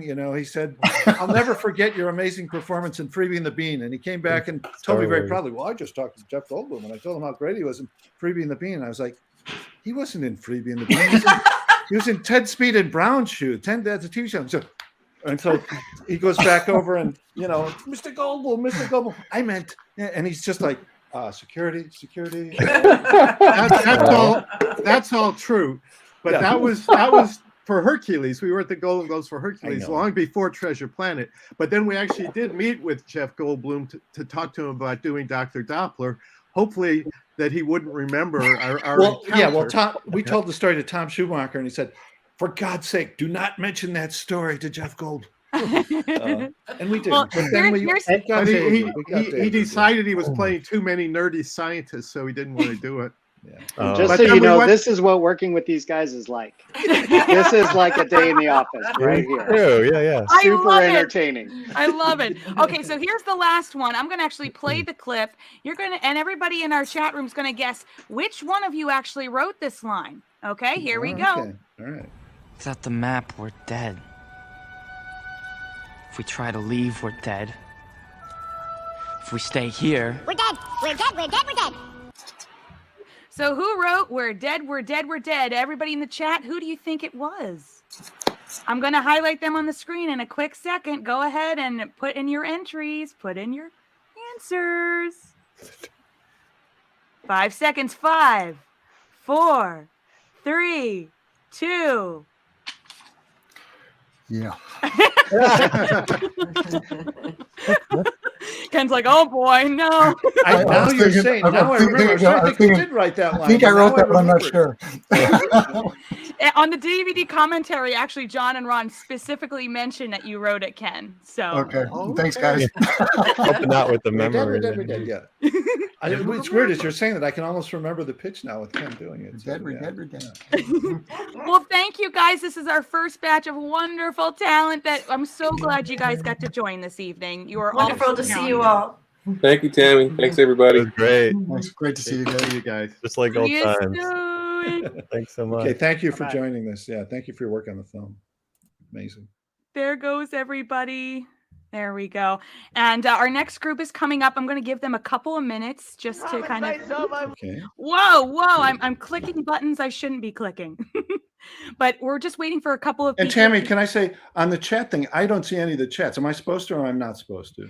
So the YouTube chat only I can see, but Okay, if you're actually tuned in on YouTube, you would be able to see it. But Okay, no, I I'm tried to just bring doing them this, up. so I'm fine. I'm fine. And there may be more technical difficulties for me. Some of the things I've been seeing, some I haven't. So I don't know whatever's going on. But if but the funny thing is, everyone else can see them. I know. I don't. Did you ever have your computer looked at by a professional? No. So let's actually talk about the giveaway again, because some people might have just hopped in. So I'm going to put the link below. But again, you're going to have the chance. John and Ron don't have this, so they already told us, which I feel so bad. I'm going to need to get you them now. But we got the Loungefly wallet, Treasure Planet, that was just released from Disney as well. And we have the wonderful, it's like a little backpack. They're really nice. And are you saying these are new products, Tammy? Just came out. Wow, amazing. Well, I didn't believe they would do new things, but okay. I know, right? And then we got a pin here. This one just came out as well, too. They are on the Disney store. If you don't get a chance to win tonight, they do have them on sale now because of the Black Friday weekend sale. So if you want to pick that up, but you might be able to win tonight. And then this is the Christmas decoration with John Silver and Jim Hawkins. I don't know who designed this, but that's very cool. So I'm going to put him right with the portal. The portal as well. Yeah, I was like, somebody actually did their homework. Cool. Yeah, who was that person? So go to the link below, and our moderators in the chat, in the YouTube chat, will be posting the link. You have until 7:30, so 1 hour left to go ahead and enter, and we'll be picking 3 winners. One for the grand prize will be for the wallet, the bag, and a pin, and the Christmas ornament. And then the second place will be a Christmas ornament and the pin, and then third place the pin. And then we'll have John and Ron and Corey Burton announce the winners. So I know some of you are really excited. So, okay, so let's see here. I think we almost have everybody here. So I'm going to bring our next coming guests. Some people are still hopping in. So we got Ron, Mike, and Eric. So here they come. Nice. Hey, I'm seeing everybody. Hey, Mike. Hey, guys. Ron, good to see you, Ron. Eric, I feel like we just talked over the email. We did just talk over the email. Okay. Yes, we did. So it worked. It worked this time. And no, you can hear them now. Yes. And see them. Yeah, Ron has been having technical difficulties such that sometimes he can't see or hear people, but it's like that in real life for Ron, so it's okay. That's this Ron, not that Ron. Sorry, Ron. We have two Rons. Ron Clements. Yeah, we will refer to him as Huz and Ron. Okay, so you guys had nicknames just to be able to differentiate. I'm sure. Yeah, I mean he's Huz. Yeah. Well, I think we might be missing a couple of people. Yeah. No, just one more person. We have one more person. Oh, no, Glenn Keane and Sergio. Yeah. But they're both not on here. So I'll send them an email in a quick second. But let's start out because most of the people that are going to be on this part of the call, you guys worked on actually Long John Silver, which was probably the most difficult character, I would say, right, in the film. Oh, there's Sergio. Well, Mike worked on Morph. Mike was the principal animator on Morph, his little protoplasmic sidekick. So and Sergio did Doppler. And Sergio did Dr. Doppler. Hi, Sergio. Let's have everybody introduce themselves and say what they worked on. I apologize. That's on me. So, Ron, why don't you give us Ron husband? Why don't you give us a start and tell us what you got to work on first? Hi guys, good to see everybody. Good. Yeah, I was on Glenn Keane's crew doing Long John Silver. Yeah. And Ron also did a bunch of other characters as well. He did a ton of stuff on the movie. I think probably more character footage than any other animator on the movie. I think crowd scenes and incidental characters. He did that, but he did silver scenes as well. And it was great. It's fantastic. And Mike. Wow, John, how can you remember back that footage list? That's getting to be a while. I gotta tell you that. Oh, I'm sorry. I almost got sidetracked, which I do all the time. If I have students out there, they'll go, "Yeah, that's Mike, all right." Anyway, hi, I'm Mike. I did more of the proto. What did you call it, John? Protoplasmic. Protoplasmic. That's it. Yeah. Mike had done the muses for us on Hercules. He did the muses, so he had done that. We loved what he did, and so when we were doing Treasure Planet, we just thought he'd be great at doing something with all this invention and in its own way kind of choreographed. And so he had to really create that character from blobby nothingness. And Eric Daniels taught. Oh, yeah, Eric Daniels. I worked on the John Silver character, co-designing and co-creating the mechanical bits of Silver with Glenn Keane. Yeah, Glenn and Eric were sort of one character split between the two of them.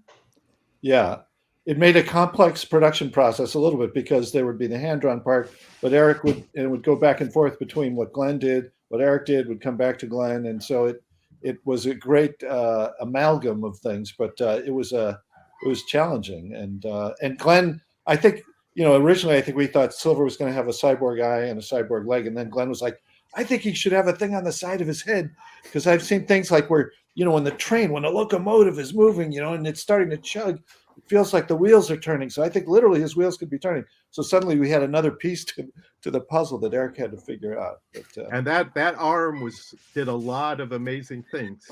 Swiss Army arm, yeah. And actually, we have a question from Marissa. She's been waiting for actually a long time now. Is this Marissa Lewis? No, Marissa Hackett. Marissa Okay, Hackett. Marissa. Okay, all right. She says, one of my prized possessions is a piece of the production art with the hand-drawn Silver without his mechanical arm, which was computer animation. So as animators, how challenging were these hybrid characters for you? Well, actually, I'm hoping that Glenn comes in, because he's the one who could really answer that. I would say extremely difficult. Yeah, it's literally like you're trying to gesture, and yet the hand may be carrying the gesture, or even the balance in a walk, is on the leg, and so he would rough things out to sort of indicate where it was going to be, but it really got realized in its even as I'm thinking about it. I mean, maybe I'm wrong, but I can't think of too many hybrid characters that exist. I mean, that are partly hand drawn and partly CG combined like that. I mean, maybe there are more, but certainly it's a fairly unique sort of character in animation. Yeah, it's pretty labor intensive to do it right. Hard to do. Of course, you don't see it again. Yeah. Well, they did things like, and Ron, you could tell it's Ron Husband, but I mean, in Fantasia there was that elk, and were the horns on the elk, were those CG horns, or were those? Yeah. The Silver's arm, leg, all that mechanical stuff that CGI did was more sophisticated, but basically I had worked with that on the elk and Firebird, because the antlers were hand drawn in the sense of giving them direction as to where the head would turn, and these antlers, they had programmed them into the computer, and they were able to shrink them or enlarge them and turn them in the direction that I had indicated on my drawings, on the rough drawings, that they were able to follow that completely. Yeah, they're really kind of rock solid on that. Yeah, go ahead. Yeah, it's Sergio. We can't forget Sergio down here. Oh. Sergio. I know. I do have a clip for showing for Doppler, but let me just jump in, because this was another clip that was on the behind the scenes about how you wanted to do a test run of the arm with Captain Hook. So here we go. Oh yeah. You will go ashore, pick up Tinkerbell, and bring her to me. You will go ashore, pick up Tinkerbell, and bring her to me. You will go ashore, pick up Tinkerbell, and bring her to me. Really cool. That is Frank Thomas's great animation on Captain Hook. But I feel like Kyle isn't on this panel, but Kyle was involved in this too, I think. Yeah. I was not actually on the show yet, but I was still finishing up Tarzan, I think, at this time. Right. So I think Kyle was one of the people orchestrating that. I can't remember who did the animation. It was Oscar Uretabatskaya. Oscar Uretabatskaya. Who animated Ben. Who did Ben. Yeah. The great Basque animator. Yeah. Oscar Uretabatskaya. Yeah. So I owe a lot to him for proving that it could be done, so I could come in and do it. Yeah. Yeah. I love that. I think that's such a great idea to test it out. And you actually used the original, was it the original cells from Peter Pan? Well, it was the original drawings, I think, that Frank Thomas and the cleanup drawings. And Ooh. Yeah, and I think I think Silver. I don't even know if Glenn had gotten on the movie yet enough that he was. I don't think Silver's design had been locked down enough. So this test was done really early on, just to see was it possible to integrate a hand-drawn thing with a CG thing, and what could it be done convincingly? Could it stay locked where it needed to be locked? And I think Kyle was very involved in that. Yeah. Just amazing. I love it. Then there's Sergio.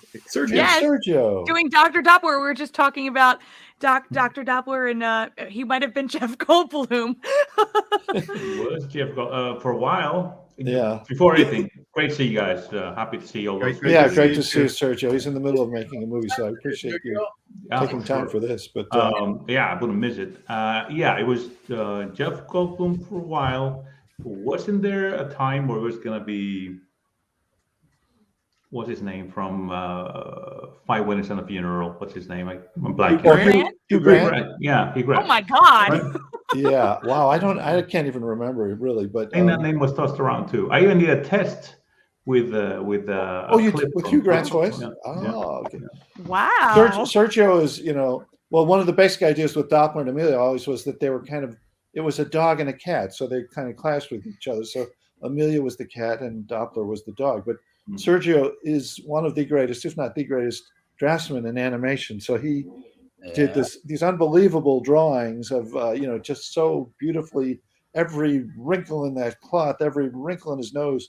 I mean, it's just staggering how good an animator and draftsman Sergio is.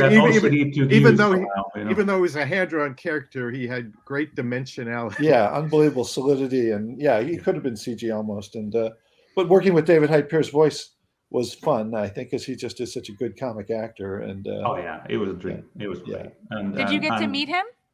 We did go to some of his recordings, and he was someone who's open to taking suggestions and trying different things and all that, which is rare in my experience. And it was great. I mean, I was left those sessions excited for what was coming my way, Generally, we like to have the animators, or at least the supervising animators, at the sessions with the actors, and they could throw in ideas. And of course, David, he's a good improviser, so he had some really good improvisation for the character, and he was really fun to work with.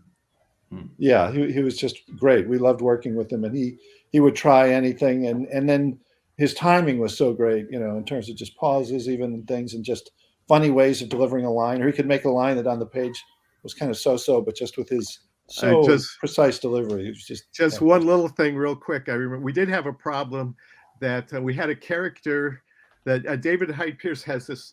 It's only in a few scenes. This big sort of lizard-like creature that pulls his carriage, and we had named that character Daphne after one of my basset hounds. My wife has been into basset rescue for years, and David told us we had to change the name because there was a part of his contract on Frasier that he could never do anything to parody Frasier, and somehow the name Daphne would be considered, because he had his long lost love was Daphne and Frasier, so we had to change it to tell Delilah. What the word. Oh, I was gonna. That was one of my trivia questions. Oh, sorry. But it's okay. Sorry, It's all right. I blew it. No, okay. It's okay. It's all good. But Thank you, Delilah. Ron. Thanks a lot. Didn't you read the script for this? I didn't send them over. I was gonna surprise you guys. It's all right. I'm still gonna get it wrong. Don't worry about it. Well, I think, Sergio, you actually sent over a video, so let's take a look at some of your work. Here we go. She's lost her mind. But you gotta help her. Dang it, Jim, I'm an astronomer, not a doctor. I mean, I am a doctor, but I'm not that kind of doctor. I have a doctorate. It's not the same thing. You can't help people with a doctorate. You just sit there and you're useless. Dang it, Jim, I'm an astronomer, not a doctor. I mean, I am a doctor, but I'm not that kind of doctor. I have a doctorate. It's not the same thing. You can't help people with a doctorate. You just sit there and you're useless. Dang it, Jim, I'm an astronomer, not a doctor. I mean, I am a doctor, but I'm not that kind of doctor. I have a doctorate. It's not the same thing. You can't help people with a doctorate. You just sit there and you're useless. Great animation. My recollection is that the front part of that line was written, but the whole back half was David's ad lib. Yeah, it was. And that was one of the Star Trek jokes that stayed in the movie. Yeah. We lost the one earlier where Doppler, when Billy Bones collapses, where Doppler said, "He's dead, Jim." We lost that one because we thought we didn't want that comedic beat right after a death. A serious moment. Yeah. Small note on that one too. If you look carefully, he mouths "Damn it, Jim," not "Darn it." That was that was changed after animated. Oh, it originally was "Damn it." Oh, that's right. I forgot that. I forgot. Why did they that. change it? Because it was G-rated? Yeah, I think. Well, they it was wouldn't let us put a PG, but damn I in the guess we movie. couldn't say "damn it." Oh. But you could show, Professor Mr. Arrow going into the black hole. I know. That's yes, okay. we could show a death, Yeah. but we can't say "damn it." I know. But he where's could not say "damn it" as he was going into the black hole. And I have to say a bizarre, funny, weird story with Mike's show, but with Morph, because Morph originally was sort of a greenish color, was kind of a greenish blue, and but then the movie Flubber came out, and we got concerned. Oh, I got concerned. Just sort of, oh no, is somebody going to think we're ripping off Flubber? We're doing it the same way they did that. And I think Ron and other people were like, you're being negative like you always are. That nobody's going to think that. It's not going to happen. Da, da, da. And then I had two British choir boys who were visiting our church here in LA. They were staying with people. We had a couple of them staying, one staying with us, others staying with other families. And I brought them on a tour of the studio, and I showed them the color models of a scene with Morph, and they looked at it. I said, And I said, what do you think? He said, oh, well, it looks rather like Flubber. And I'm like, So we had to change him from that greenish thing to the kind of magenta color that he is. That was pretty far along in production. Yeah, I think it was Mike animated a green Morph for quite a while. Although he wasn't colored for Mike, but yeah, Mike. It didn't matter to Mike. He was drawing it in black and white. Whichever.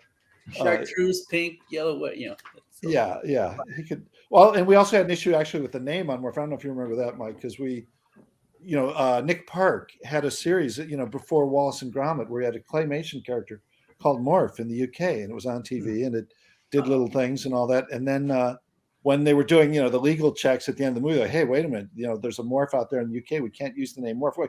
We just did the movie. We're kind of far along in the movie, as I recall, and they fortunately found a way around that, so we didn't have to change the name. But that's the kind of things you go through with the legal department, where oh no, is there some issue with this or that? Yeah, that word has been used quite a bit. It's kind of funny. I think that's what we were trying to argue. It has a literal meaning of changing, transforming. Can you really trademark that? So, but wasn't there also a real popular CG software that was making the rounds in a lot of? And that was and it was great. It really looked good. And it was everybody. It was like being showcased all around movies, commercials, television, and Michael Jackson video. Yeah. Really? Oh, really? Okay. Yeah. I remember.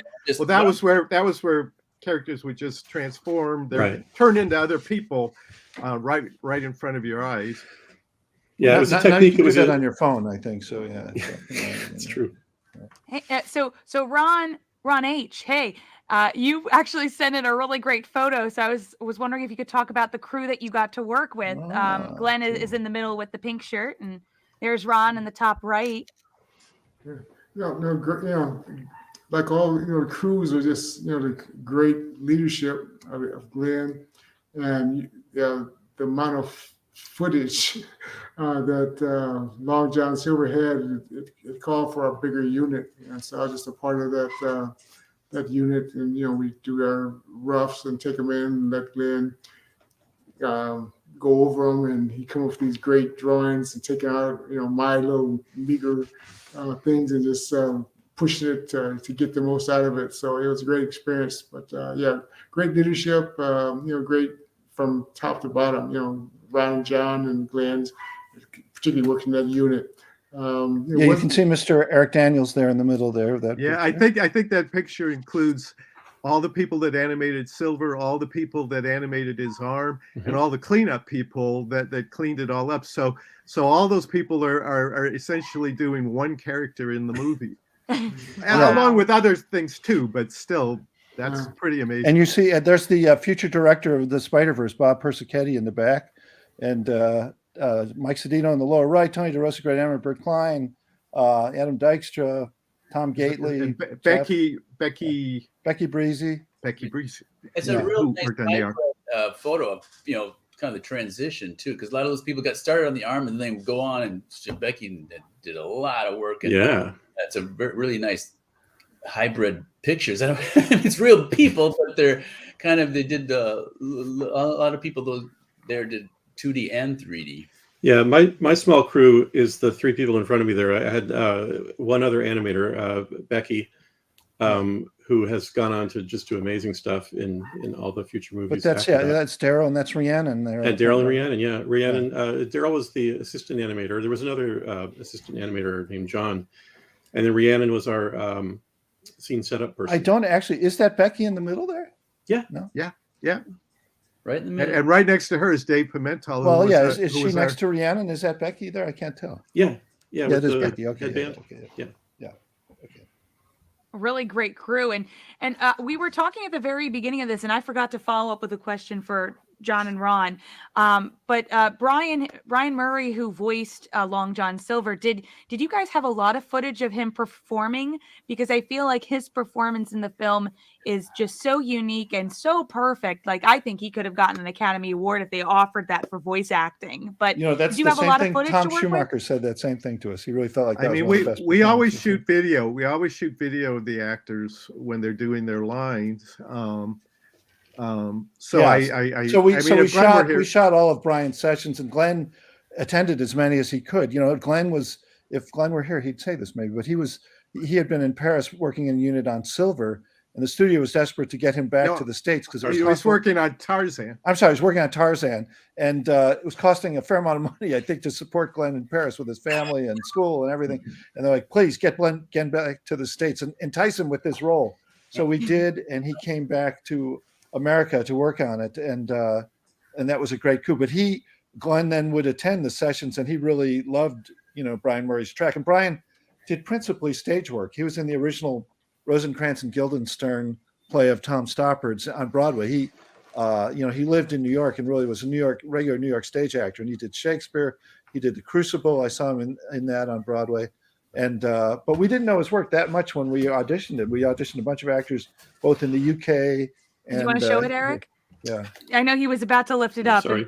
I wasn't meaning to interrupt, but you have something? Go ahead. I saw a question. Somebody wanted to see a closer look at this thing. Yes. Yeah. Oh, yeah.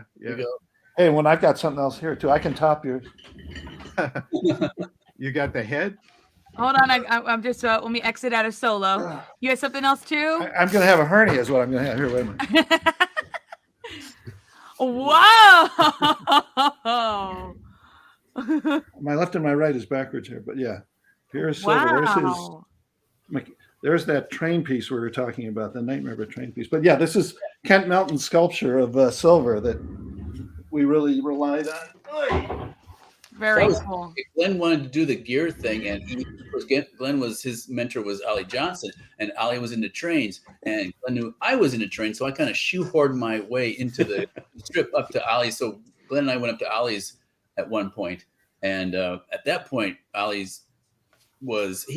Glenn wanted to talk animation, of course, and I was happy because Ollie wanted to talk more about trains, and it was a great talk. So great visit. And were you at his house in La Cañada then? Yeah. Okay. Cool.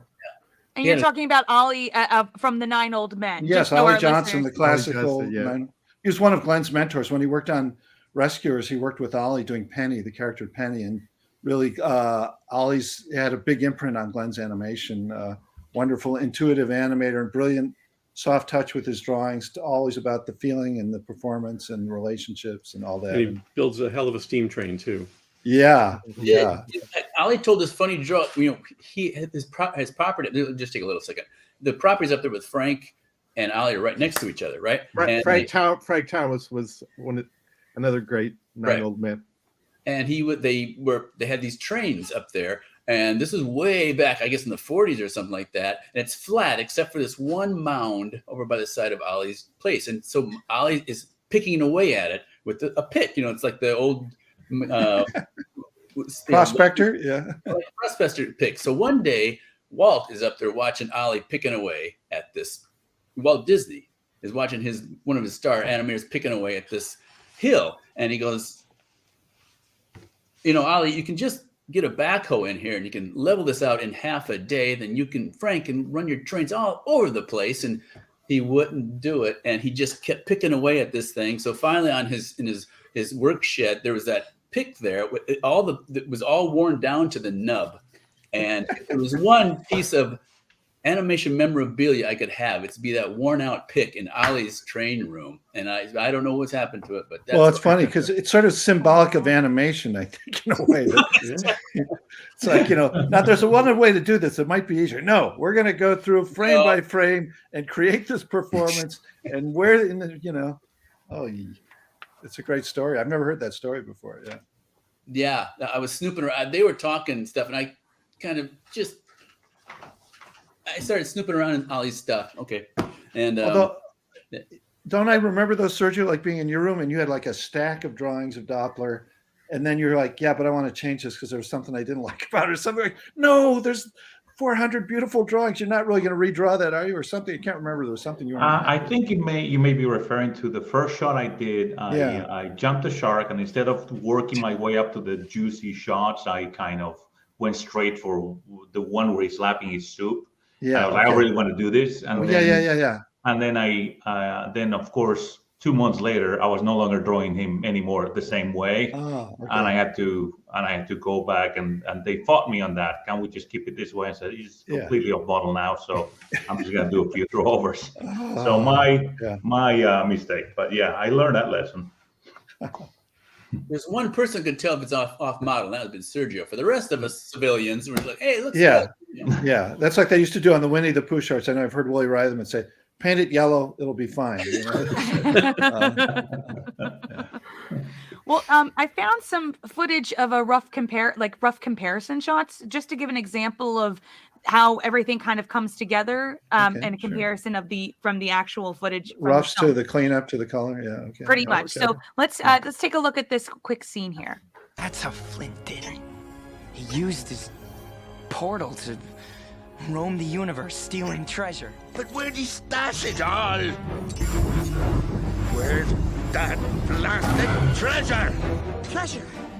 Treasure is buried in the centroid of the mechanism. What if the whole planet is the mechanism, and the treasure is buried in the center of this planet? And how in blue blazes are we supposed to get there? Just open the right door.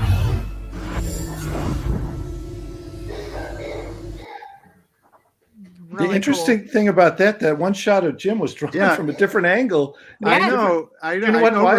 I don't remember the story of that. Yeah, that seems like a nightmare. It looked like it was cleaned up and finished, and then we redrawn. Changed the camera angle somehow, which was a no-no. Wow, how could we have done that? This is not CG, right? Yeah, no, that wasn't CG. Someone had to draw that again. Yeah. I wish I remember. If Glenn was here, or particularly John Ripa. John Ripa did Jim. John Ripa did beautiful animation on Jim Hawkins. I did like the later version. Well, the one in color better, so that's good. Yeah. But really cool to see the comparisons and the hard work that goes into this. And I think that was my only gripe with the DVD is that I just done the Atlantis reunion, and that had an 1.5 hour long background with all of the animators, and I was like, there wasn't anything like that on the DVD. And I wish to gosh that they would release some other footage of just Brian Murray working in the studio. Yeah, that would be cool. Working at the desks, you know what I mean? There's so much. See, I think that's because Don Hahn was the producer of Atlantis, and Don Hahn was very good about that stuff, making sure that the ancillary things, the making of book or the this or the that, he really put time and effort into that and knew the right, things to say and do to make that happen. But I'm glad you did the commentary. So I encourage people to buy the DVD, which I have behind me, because the commentary is there, and it's a visual commentary. So it will stop the movie and show different scenes and things like what you're just seeing tonight. Yeah. So I always thought that was interesting. You know what I mean? Because I love the behind the scenes process. I think that's what I missed most when I was a kid. That was the most fun part, is the before and after footage that they would show on a VHS tape, right? Yeah. And Roy E. Disney would sometimes introduce those films or something like that. I just missed it. So when we were kids, I was good. Yeah. Sergio, I have this vague memory, and maybe you remember that. I know we were really under the gun production-wise to make our numbers at a certain point, and that scene that you showed earlier, that Dr. Doppler scene, that was a long scene, And I remember at the same time, that Glenn was at the same time animating the scene of Silver, where he's, and Eric, you might remember this, with the Silver, where he's doing all the cooking and he's changing, the shifting, which was also a really long scene. And there was a John and I had a bet of which was going to finish first, whether it was going to be Glenn or whether it was going to be you. I think we bet 25 cents or something like that. But my memory is that it looked like Glenn was going to win. It looked like he was going to win, but you came in at the end and you actually won that bet, or you actually won the race and I won the bet. Do you remember that at all? I had no knowledge of it at all. But I'm glad to know I can beat Glenn at something. I'm pretty sure that's true. Well, you beat him at showing up for this podcast. I mean. Yeah, well, for sure, yes. Well, I have a trivia game for you guys. We already did a who said what at the beginning part. So I have a trivia game for you guys. And I encourage our listeners who are watching to also go ahead and type in the chat your answers. So just grab your paper and pen. And we got 10 questions, but technically we have 9. Yes, but know. it's okay, My fault. Ron. My fault. It's all right. More points to I you. use animation paper to write on. Wow. What do you call that stuff? Okay. I actually teach using this stuff. If you can Okay. Yeah. Nice. Okay, so here's our first question. Originally, Jim Hawkins shoots Scroop, who falls into 1,000,000 pieces on the deck. This idea was scratched because it was considered too similar to what villain's demence in what Disney animated film? Originally, I feel like we're on Final Jeopardy and I'm going to lose all my money now. originally Jim Hawkins shoots Scroop, who falls into 1,000,000 pieces. What is the similar villain's demence from another Disney animated film? Who broke into 1,000,000 pieces? Wow. That's a good one. Oh, starting with the best Am I one. stumping you guys? Because this was actually something Ron, you said on the commentary. Well, it was 20 years ago. Oh, I know that. I know that. But it was just an interesting story because you went into more depth about it. Was it somebody that turned into ice in some movie? Like You're on to something, yes. I think so. But Yes. was it Oh, that must in have been a Disney movie? That must Was have it in been a Disney Atlantis. movie? Tim? Yes. It must Yes. have been Rourke in Atlantis. Rourke in Atlantis, Lost Empire. Okay. Okay. Rourke in Atlantis. The Violet Phoenix got it. Good job, Thank Violet. you, Sergio. Okay. Anyone else got it? Okay, the next question. Mine Number like 2. What is the name of the ship used for the expedition to find Treasure Planet? What is the name of the ship used for the expedition to find Treasure Planet? Oh, we changed it partway I through, know didn't we? did, but We did. There's a lot of story about that, but John and Ron. Yep, it's the Legacy. it's actually what the was the original RLS. name? It's the RLS legacy, and sometimes people ask, "What's the RLS stand for?" And of course, see, there's an argument Stevenson. that I lost on that one because I really wanted to name it the Hispaniola, just like it is in the novel. I thought that was a neat name, and Ron didn't. No, you should change that. That doesn't really work for this movie. But I like there that. were we had about 4 We or had a 5 contest. names. Yeah. We had the Destiny, I think, was one that was there for a long time. Yeah. And we couldn't get the rights. It was always a legal thing. Every time we named the I ship, don't remember that. every Okay. time we named the ship, we had to change the name because somebody else owned that name or some other ship Wow. had that name. But yeah, I remember the Destiny. And It was the Titanic for a while. I remember. No, Yes. it wasn't. It was the Titanic. We just didn't know it. Yeah. Oh, Hey. Ooh. Okay. Mm. Too soon. It's 20 years later. No, it's not too soon. It's not too soon. it's in the past, right? Yeah, right. Okay, It's in well, your we already past, kind of right? talked about this one, but our next question is, what cast member helped with some line rewrites during the making of the film? Well, more than one. What cast member helped with But some I line think- rewrites during the making of the film? I think we know which one. So why would I have so There much- you go. Emma Thompson, correct. Very nice. I was there. It was great because my family was traveling through London when we were recording Emma, and they got to come to the session. So I had a couple of sessions. Every time we recorded, it seemed like another family member. I have a big family, and they were passing through London. So now here's my brother. Now here's my sister. Now here's my other sister. And, Well, hey, you can't give up that opportunity to meet Emma. Like they still remember it. They enjoyed it. Yeah, it was fun. Yeah. Okay, our next question. What Disney theme song does Ben sing when he is on board the Legacy and helping Jim find the Wire Room? What Disney theme park song does Ben sing when he is on board the Legacy and helping Jim find the Wire Room? Good one. That's not me. It's going to go to Ron, A Pirate's Life for Me. Ho, ho. That's right. We had to pay the Sherman. No, did Sherman Brothers write that one? I don't remember. Exitencio? Exitencio wrote that one, okay. right, yeah. I believe. Exitencio, okay. Who did the Haunted Mansion, Grim Grinning Ghost? Right. Oh, yeah. Love that. Okay, and I'll put that Chris Tiger Harris also got that answer. Good job. Our audience is chatting away. They're all getting the right answers, which is great job, you guys. You're really good at this. That's okay. Good. We are. Okay, here actually this has a clip with it. Let me get it ready. What members of the film's crew make a cameo in this scene? Second birth on your right. You can't miss it. Hey, thanks. It's the suit. I'll play it again. It's like spot on. Second birth on your right. You can't miss it. Hey, thanks. It's the suit. It's too obvious. Yep, Ron and John, you guys got it. Yeah, I think I designed those characters sort of. I think Andy Gaskell was Andy involved. Gaskell, I know, did a big painting. Yeah, no, I think it was mainly Andy did it. Yeah, right. He did a painting. Yeah. Yeah, we since Aladdin, we've done cameos in every film that we've done. But see, we did the voices for that too, so that was, you can't miss it. That was actually Ron's. That was really I think they're treated. Yeah, I think second. I think they treated it a little bit though. Second birth on your right. I don't think I can quite do that. And then John said, "John, say your line. You can't miss it." Was "can't miss it" my line, or was that your line? Oh, maybe I got them wrong. Yeah. Maybe You're right. Maybe, You're right. I can't remember. Did you guys do the lines? You do your own lines on Aladdin as well? No, yeah. John said We did second, do, yeah. Yeah, We did on John Aladdin, said second birth on your right. Then I said you can't miss it. Okay. Yeah, that's got what it I wrong. thought, Yeah, Mike, weren't you involved with the Aladdin one? Where it's a in fact, caricature of Mike, you're in right? that Aladdin one.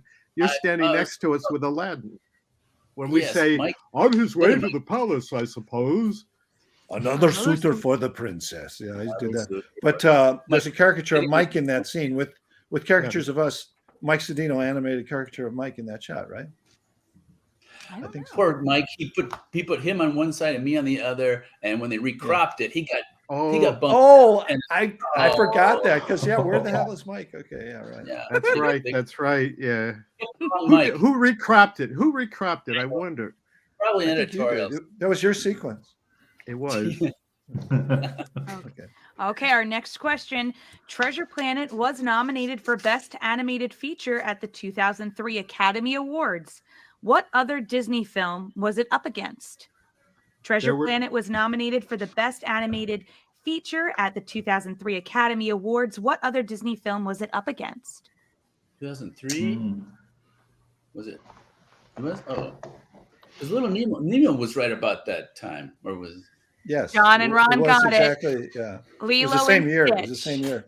They were earlier in the year. They were in the summer, and we were in the fall. And we both lost to the Miyazaki movie Spirited Away. Spirited Away one, which is an amazing film. Yeah, that's a tough call. And you were up. Also, Ice Age was up, and the film Spirit as well too. Oh yeah, the Spirit DreamWorks Stallion of movie, the Cimarron. A great group of films, I gotta say. I love all of them. So, really good selection. We were lucky because there were enough nominees. There were enough eligible films that year that the pool expanded from 3 to 5. Otherwise, we wouldn't have been there probably. But we benefited from that little statistical anomaly. So now what? the pool is really big. The interesting thing, and not to get into some negative stuff, but the studio was not real supportive of the movie. As people may know, that after Treasure Planet opened, there was that Monday there was a big announcement that the studio was going to write it off for $70 million. It was kind of unusual to write off a movie after its opening weekend. And there were things going on that Michael Eisner and Roy Disney were actually feuding at the time. And now I'm forgetting where I was going with this. That they didn't market it. Like I remember hearing that was the main concern. They just didn't. They did not put a lot in. Oh, I know where I was going. They did not put a lot in the marketing, and they did not for the Academy Award. They actually did nothing to promote it for the Academy Award. And they were kind of, because they had already written off the movie, that once it was nominated for an Academy Award, they did a weird thing in that they removed it from all theaters right after it was nominated. There were strange things happening at that time. But anyway, I'm not bitter. I'm not bitter at all. Oh, John and he's had 20 years to get over it. I know. The great thing that Ron did was when the movie came out that opening weekend, he went skiing, I think, and I stayed on the home front to accept all of the brickbats that came our way, and it was devastating for me. And where is Ron? He's whoosh. No, you've got that wrong. You've got that story wrong. The plan was that I was going to go on a Disney cruise at that time. Yeah. And I was actually, what they did at that time, I was going to show the movie on the cruise and talk about it and get a free cruise and show the movie. And so I had already taken that week off. But just before that, there was a SARS epidemic on the cruise ship, and they had to cancel the cruise. So I couldn't go on that cruise, but I still had the week off. So we owned a place in Mammoth, and we went there to mourn. But I did not do any skiing on that cruise. I just felt sad. Aww. Don't feel sad. We still love it. He's sad when he skis anyway, though. So really, it fit together. He's the only sad skier known to man, I think. Yeah. The topical story.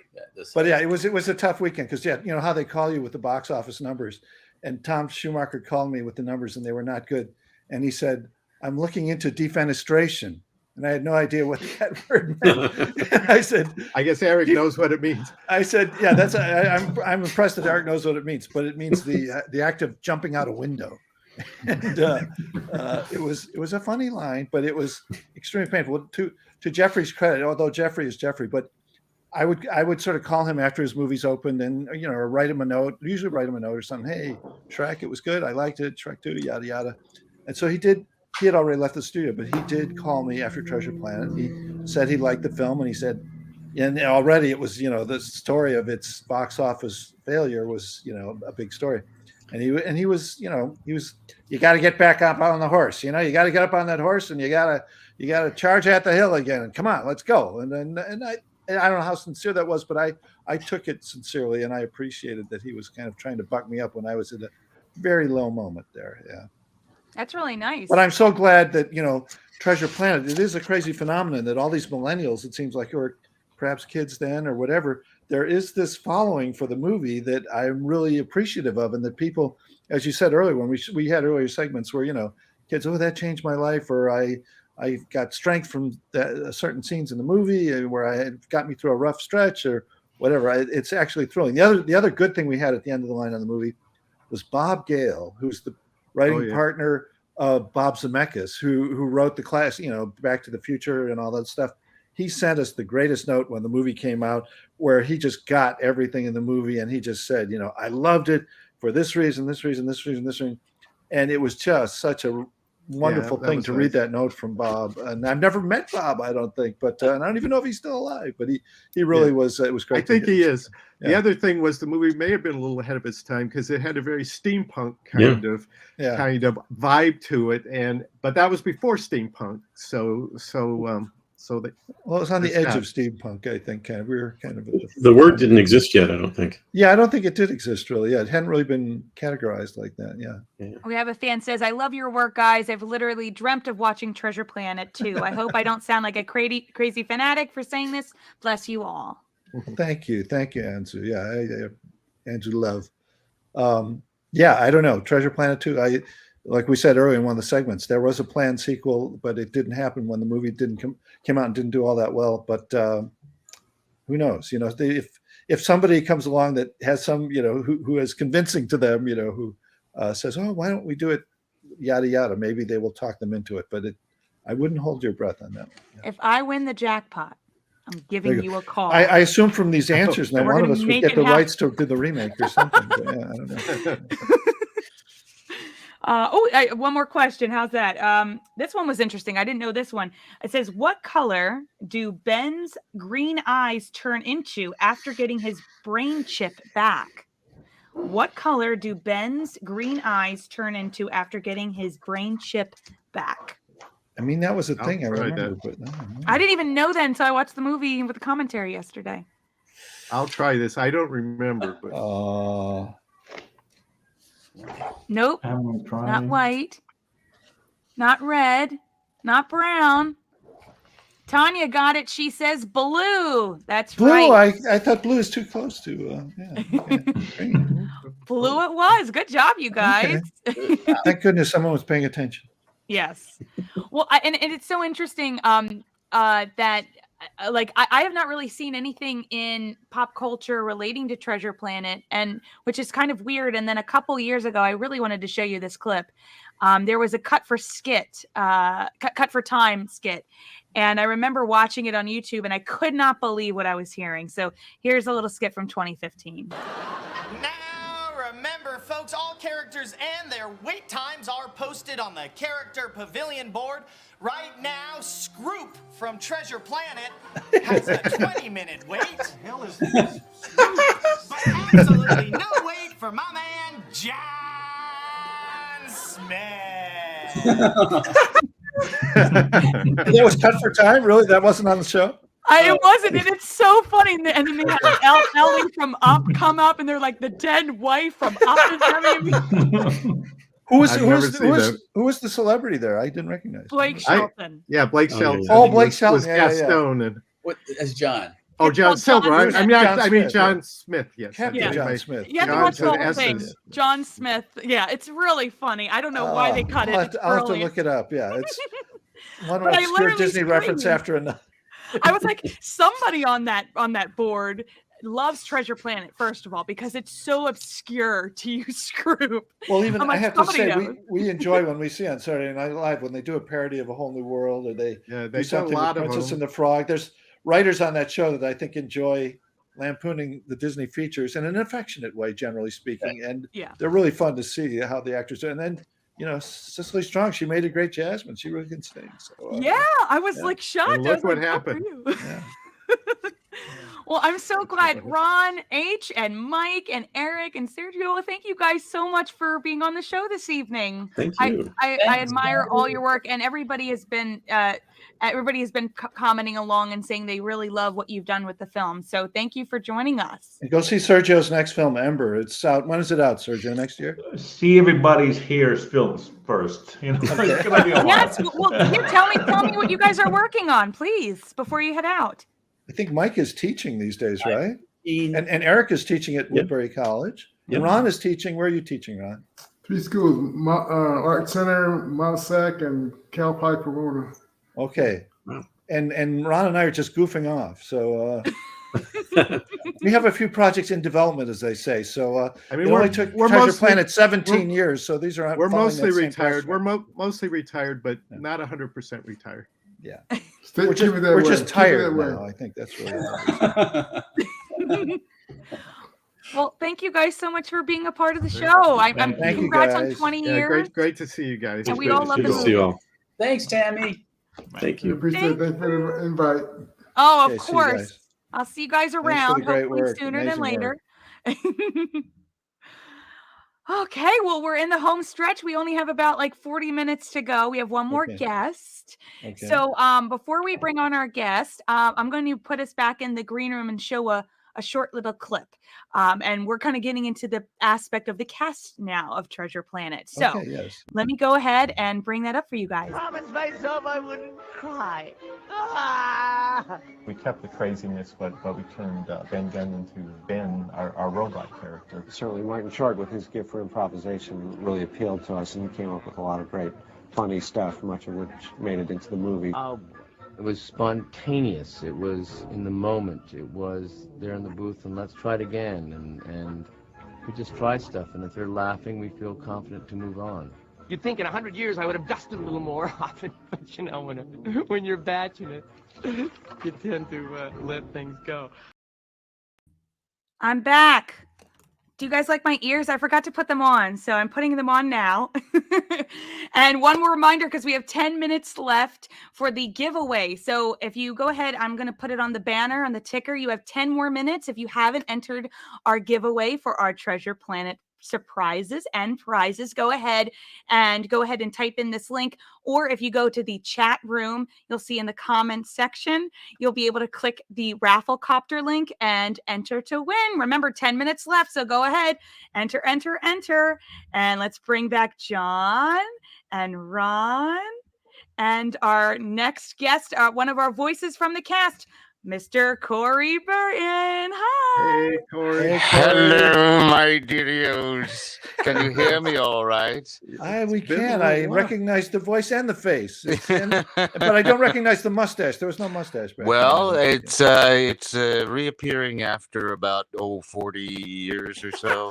It looks good. I like it. I had it back then. I started when I was 17, doing the voice of Hans Conried for a school slide film. And I've always done the older characters, the wizards and grizzled pirates and et cetera, narrators. And I looked way too young. So I had a mustache. Later, I had a beard. That was helping your casting. Okay. Right. Yeah. Absolutely. Yeah. A friend of mine joked. They said when you show up at a session, they look and they say, "Oh, the pizza's here." It is funny that many actors we discovered in their auditions would try and. It was for a voice audition, but they would kind of try and dress as the character sometimes. Yeah. Well, Mario Van Peebles came in to do Sebastian. And he had dreadlocks on, which I don't think he even normally had, but he wanted to be Sebastian, so he put on the dreads and he spoke only in a Jamaican patois, which he doesn't speak it. And even off mic, he kept the Jamaican thing up so that we would think he was Jamaican. Jim Carrey. I remember Jim Carrey came in to audition for Prince Eric before Jim Carrey was Jim Carrey, but I think he was worried he was too old, so he wore a baseball cap. Just to try to make him look himself look a little younger. Oh yeah. No, it does make a difference sometimes. But I want to say Corey is a man of 1,000 voices. Oh yeah. He did a little snatch of Hans in all Conried, of our movies. Please do some more. Hans Conried was the great radio actor and film character actor, and later on the Danny Thomas show as Uncle Tanous. But Corey does the greatest Hans Conried. Basically, Captain Hook. Can you favor us with a little bit more of Hans Conried? I've done Hans Conried now since my very first job, which ended up being for Disney for a subsidiary, but I don't remember exactly what it was. More recent years, I was on Jake and the Neverland Pirates, which was a terrific animated series that they cut it off because it had music composed by an outside source, and they didn't want to pay the extra money. Anyway, it was just always a natural thing for me. I wound up very early on by surprise meeting him. You did, really? Yeah, in my Dawes Butler's voice acting workshop. And was he aware that you did him? Did he know that you were Well, I was introduced to him. Okay. Corey, your voice, your microphone's a little staticky, just so you know. I don't know if how the voice guy's got the staticky microphone. StreamYard just hates this iPad, or hates iPads. I know. I just wanted to let you know.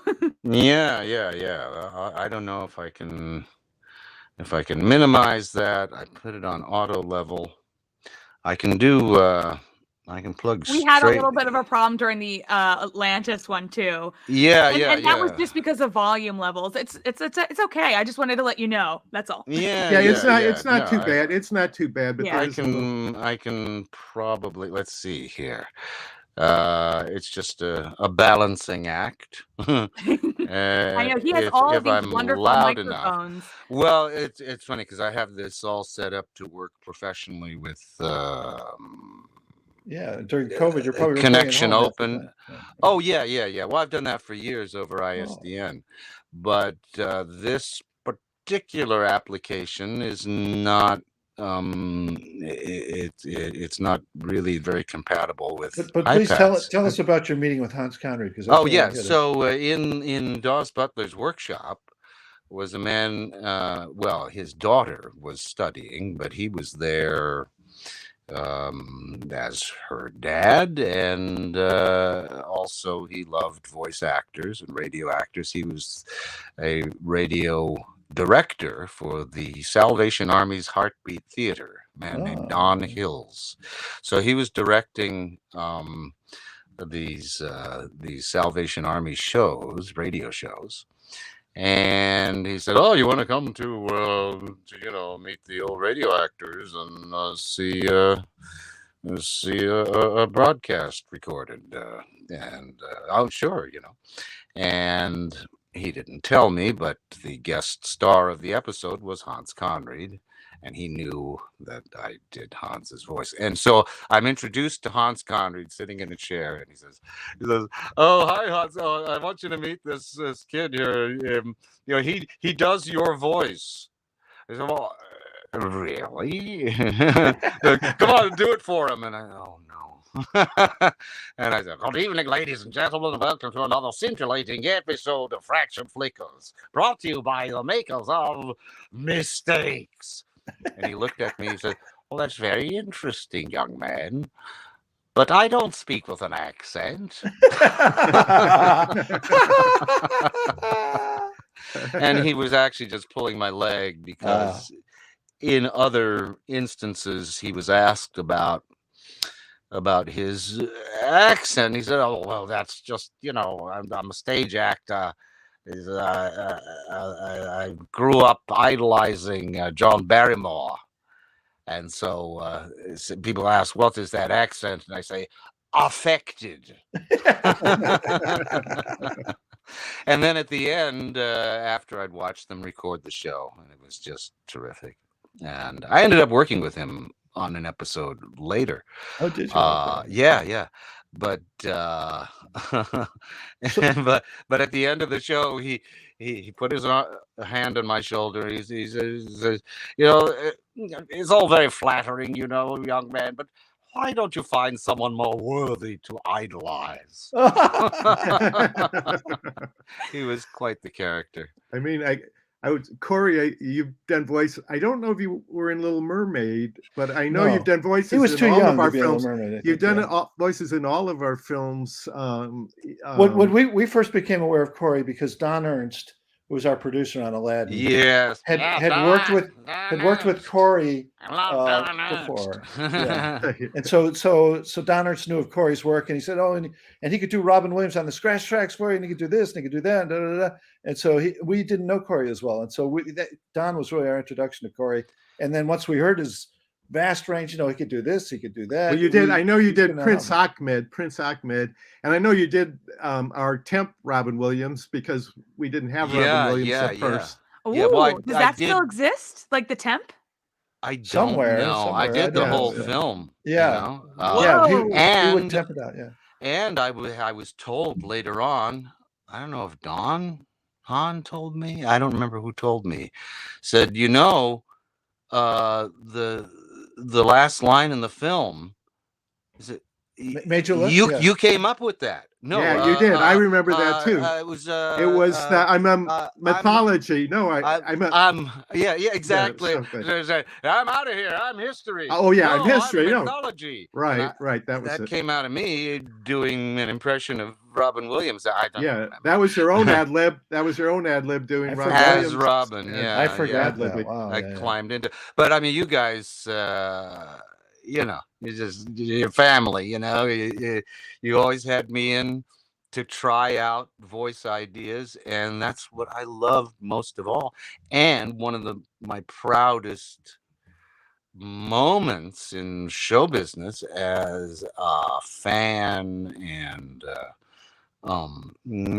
a student of the art of performance and great voices, that you asked who would be good that we haven't used in a film before, for one of the pirates. And I was thinking, oh, like Long John Silver, maybe. And I thought, and I had just done an impression of him, and I loved him. And maybe I'd seen a rerun recently, I don't know, of The Prisoner, but Patrick McGowan, I think. I used to do a very good impression of Patrick McGowan. I remember that because I felt that was very generous, because I think sometimes before we did all our casting too, we'd have you try different voices for different characters. And my remember is that you came in and actually did Billy Bones, the character that Patrick McGowan eventually did, and then you said, you know, who would be good for this part would be Patrick McGowan. Yeah. And it was like, and you hired him, and I was so proud that I was able to, to make the suggestion. And then you were so kind as to book me right after him, so I got to meet him, and he was so lovely. Oh my God, what a surprise too, because he always played these stern authoritarian characters, and he couldn't have been more of a gentleman, and even gave me a bit of background on The Prisoner, which I was a big fan of. Yeah, I was a fan too. Yeah, me too. And he, I don't know if you were there. Yeah, what did he tell you? I don't remember. He said, so much has been written and suggested and mused over about The Prisoner and the meaning of it. It's just an actor's exercise. I just wanted all my friends to have work. So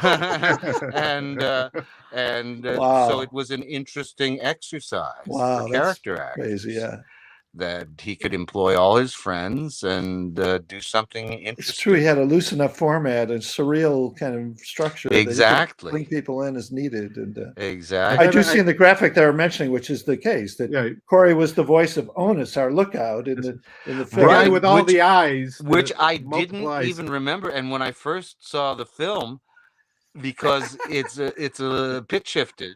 It's shifted a little bit. So I didn't realize it was me until about halfway through. That's me, and is Eastern European kind of. Kind of. He has some V's instead of W's. Like, we are all clear, Captain. I based it on my, my family from Bessarabia. Oh, really? Near Pennsylvania. And just before that, you were in Atlantis as well. You were the mole sort of character. That's right. Yes, of course. We're big fans of Atlantis. Big fans. I loved that. But Corey, I loved. Were you cast originally as Jim Hawkins, the older adult version? Because I know that was No. cut.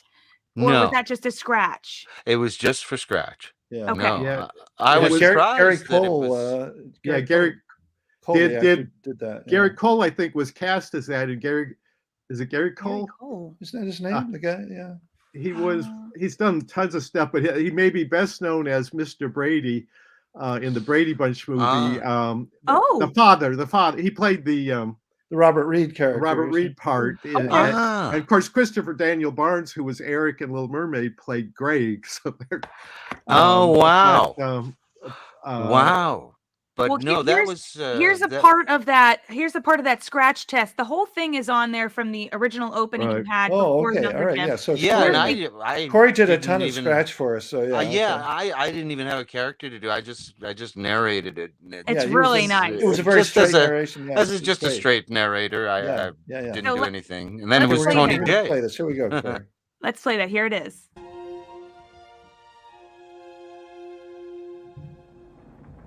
As a kid, growing up on the mining planet Montresor, I lived and breathed those legends.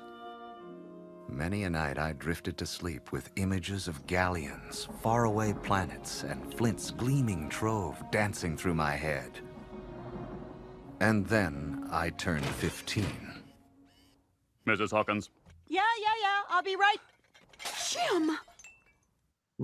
See, what's so great is Corey can do these big, broad characters, but he did that very understatedly and perfect tone for the movie, and really helped set the tone for us. So that was great stuff from Corey again. Beautiful. I loved it. I was like, Corey, look at you. Well, as I've always said, I'm an old-fashioned, what they used to call a voice man. My idol was Paul Frees, who was the voice of the Haunted Mansion and Boris Badenov and the Pillsbury Doughboy, and he did everything. He narrated any kind of character, and now I'm doing a lot of very cinematic characters. I've worked on the sub series of the Mandalorian Book of Boba Fett. My Clone Wars character, Cad Bane, which is a wonderful character. Now, talk about, Treasure Island in space. Well, the character of Cad Bane, who is an alien in Star Wars, on the planet Tatooine, whatever, he's a Duro. Somebody said he looks like a bug or something. But anyway, fascinating character. And it was originally cast as a Western gunslinger, bounty hunter character. He is a bounty hunter, based on the spaghetti westerns. Lee Van Cleef, with the big hat. And it was originally done by a Western actor. And George Lucas saw the rough of it, and he said, "That's great. I love this character." But he said, "The voice is not weird enough." He said, "Hey," and I don't know if he knew my name. I guess he does, because I played Count Dooku, Christopher Lee's character. Okay. And he said, "Could you do that Western character, but in the voice of Peter Lorre?" And so Dave Filoni, producer, animator, showrunner guy, he said, "Oh yeah, I'll bet he can do that." And then they said, "Yeah, can you make it Peter Lorre?" So I do Peter Lorre in the Old West. "Hey, little lady," and it's very quiet and subtle. And, it's so anyway, but it's just all. It's all so much fun, and that's one of the things I miss the most is working with you guys, just playing around with ideas for voices. So who would be good for this? And if I could do something close to their voice to give you something to show people. And Corey, did you not do one of the Fender brothers for us? Am I remembering? Yeah, you did. Yeah. So the unscrupulous, when we think of unscrupulous real estate, we thought of Corey. And No, that's actually one of my favorite little bit parts. He's an obnoxious little guy. His beignets, beignets. Yeah, right. I do love those beignets. That's a beautiful film. Corey, did you get to go to the red carpet for this particular film? I know you went to the Atlantis one. Do you remember going to this one? I don't think we had Planet? a red carpet. No, it was. Well, I think you were just talking about it. We had a rough. They kind of swept it under the rug. Yeah, they swept it under the red carpet. I think we were. But you have some pictures. I wanted to share some with you guys. Well, that's Joey. I know. I remember that's true. That was at the Cinerama Dome. That's right. We did have a screening. I remember Johnny Resnick was there, and he was wearing like 6-inch platform heels. He was taller than we had ever seen him before. But wow! And Joey came in, with these wonderful girls, and you said you had a story. Of the town. You said you had a story Corey, about you were probably Joseph. there. I don't know. You were probably there, weren't you? I don't know. No, this was during the day. This was actually wasn't this a daytime event? Yeah, it was. Yes, it was during the day. The other person who I think was there was Billy Idol. Was there? Oh wow! I loved Billy Idol. Anyway, but I think Martin Short was there. Yeah, Martin Short was there. Yeah, I remember at the screening with his family. But I didn't even know that anything I did made it into the movie. Really? Oh, I apologize. I know we do record so much stuff with Corey, and some of it is scratched and some of it is real. And whatever. No, actually, I don't think I should talk about it, but I know I did sort of a stunt voice thing in a falsetto, and it's actually credited to somebody else. Really? An old woman's voice. I did, and I did it for what just movie? for Treasure Planet. Oh, okay. And it ended up in the finished film, And someone else is made credited me for it? laugh. Oh. Yeah. But I mean, Okay. I didn't. Again, I had no idea. I remember just was laughing. Was it Mrs. Dunwoody? Was it Mrs. Dunwoody? Right. Oh, okay. Okay. Who did we give credit to that? I don't know. I did It that. might have been credited to Roy Conley. I did it to, you know, that The producer. dowager voice. Yeah, she's the woman that is in the Benbow Inn at the beginning, right? So Yeah, the yeah, alien- yeah. She's in at the end of the movie too. Oh, we brought her back in the end, yeah. And you had How me did we do screw this that for, up? and I I know. said I don't do women's voices. I don't and do women. and you said, well, just do something, and I said, well, I could do a silly thing, and I did it, and we laughed, and then it ended up in the movie, it is funny. Maybe we should, maybe you're owed residuals for that you've never gotten. So we should.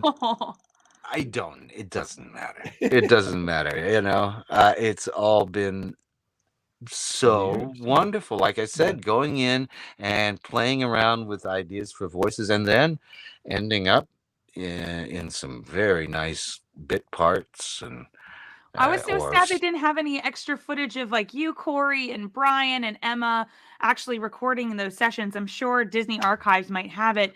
I only had the Martin Short clip. So yeah, they're very. We recorded all this, including Corey, but where those tapes have gone to, I don't know. You know, they really who knows? Disappeared. I do have some footage of Joseph on the red carpet. So here's a little all right. of them. Is it difficult to convey an emotion through just using your voice? It's difficult on the one hand, but once you learn that you don't have to convey it with your face, and there's this brilliant artist that's doing the other half for you, that guy makes everything I say 100 times better than it would be if I were going to act it, because he draws it perfectly, you know? So everything I say sounds really convincing all of a sudden, you know? John, you were saying that he had a little bit of angst when he came into the recording. He did studio. because why? He's a little bit methody in a way, although he'd done plenty of comedy and sitcoms. But just the idea of delivering his lines in a vacuum where he had a reader opposite him rather than another actor, so someone would just be kind of feeding him lines. They weren't really actors; they were just kind of giving him the line he was responding to. And it just like he said at the end there, I think because he said, if it sounds believable or truthful, I mean, every actor is trying to arrive at some kind of truthfulness, and he just didn't feel like he was being truthful. Like he was, it didn't ring true to him until we really got him in the studio with Brian Murray, and they were able to play off each other. And then he really got so much more out of it. And he was much more relaxed and just felt better about what he was doing. He just felt I'm not delivering, sort of. The two kind of bonded, actually. Yeah. Brian Murray and Joseph. He was Joey, and then he became Joseph. But they hit it off, and that really, I think you could feel that in the movie. Yeah, I did you ever get pictures of just the cast in the recording booths with you guys? We rarely do that. We were never good at that. I don't even think we ever got a that. picture of us with Robin Williams. No, we didn't. We didn't. Yeah. Which I feel bad about. We do have a picture of Robin There Williams we with go. the animation crew. Now with I Eric can hear Goldberg you. and all the people that Now. animated the genie, but we never got a picture with Robin Williams. I think Oh, we're embarrassed. wow. We're embarrassed to ask for one, but then afterwards we wish we had gotten one. I'm sure somebody had some shots maybe of you with him that you were not aware of, because they do. I think all there those could extra- be. Yeah, there might be. I like hope that. somebody can unearth one. Yeah. You know what I mean? I just saw one today. It was on CNN. There was a picture of us. Did you see that on CNN? But no, because Alan Menken was interviewed for the 30th anniversary of Aladdin, and there's a picture there with us and Tim Rice and Alan, and I don't quite remember the picture, but it was in the mixing stage, or like the recording studio when we were recording a song, I think. And there's the two of us, and there's Alan and Tim. But I don't ever remember that picture, or I don't remember seeing it before, but I probably did. But yeah. See, well, now I can hear you again. Can you hear And me? you sound perfect now. Oh, okay. Yeah. And it's not crackling now, huh? Nope. Yeah, You're all no, good. Yeah. Technology, don't you love it? Yeah, right. I have Yeah. I have some more photos from the red carpet, and it's going to be kind of like a time warp for some of the listeners and, Okay. and those who are watching. So here's Laurie Metcalf. Yes. And Boy, see, there's Johnny Resnick, and he looks really tall. And I mean, he's a handsome guy, but he's only 5'8". I mean, he's not that tall. Yeah. Hey, And I'm yes, 5'8". 5'8" is not short. Yeah. Taller than me. And Freaky Friday was just about to come out, so I that's saw why Laurie. Lindsay Laurie is Lohan. such a great actress, and she was Steppenwolf actress, and was in The Dropout. I saw recently where she was so good in that. Oh yeah. Yes. Yeah. She's brilliant. And Lindsay Lohan with the girls of the Pink Slip group in Freaky Friday. That movie. I was didn't remember just about to Lindsay come out. Lohan coming No, to I a didn't either. premiere. That's funny. And here There's we got David the whole Hyde cast. Pierce. And what's the kid's name? He was the young Jim, but is his name Austin something. Austin something. I can't remember his last name. We met him when he was a full-grown person too. And then Martin. He was and on. Joe. He was on at that time. He was on the TV series, the Stephen Bochco series with Dennis Franz, NYPD Blue. I think. Oh, I think he was okay, on yeah. that at the time. Yeah, he was good. He did a good job. Wow. David Pierce. And look, who are those two And guys there in the you middle? There's two skinny guys there. Yeah. Yeah. And Emma over there. Emma wasn't at the event. That's a different Emma, probably. That was the London UK premiere, maybe. Yeah. And there's James. He looks the same. He looks exactly the And same. James Newton Howard. Yeah, and Johnny, John and James. Mr. Resnick from Buffalo, New York. Yes. Okay. There's Brian. There's Joseph and Austin again. And a friend of the show is Caitlin. She was in Inspector Gadget 2 and Air Bud films. And surprisingly, she and I are still in touch. So she had this to say. Tammy Tuckey Show. It's Caitlin Wax, former child actress, current human being. I am here because I love Treasure Planet. It is one of my all-time favorite movies ever since I was there at the premiere 20 years ago. It was 2002. I was 13, and I brought along my little brother, who happened to be 3 years old at the time. I had just finished reading the novel Treasure Island, so I was super ready and very excited to see the film. I think Morph is my most favorite sidekick character of all time, and I love the captain was a female. I thought that was super cool. It's still true to this day. The blue carpet was the coolest thing ever, and She didn't send me the rest of it. So now we'll have to wait until I get that clip. Oh, okay. Yeah, We're literally driving, and she couldn't join us online. She sent a video clip. Well, thank her for that. Yeah, it was fun that she was at the premiere like that. Yeah, and she still had those memories. And liking Morph, you have to. I hope Mike Show is still watching so he can hear that comment, because that's great for Mike. Yeah. Yes. Well, it was so funny because I was looking through these pictures. I literally screamed and I texted her. I went, Caitlin, you were at the premiere. I said, tell me details. Wow.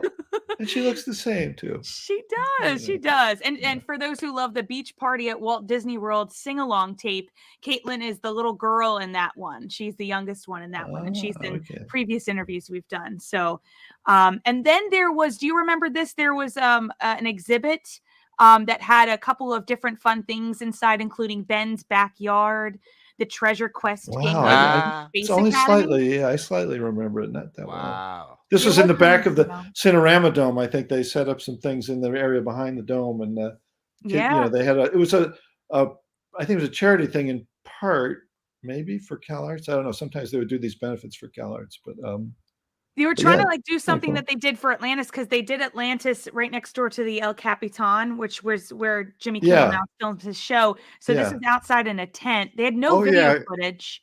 But I remember they had an attraction, like you could go through different games, and it was out behind the El Cap that they had sort of an event there. You're saying for Treasure Planet? Yeah.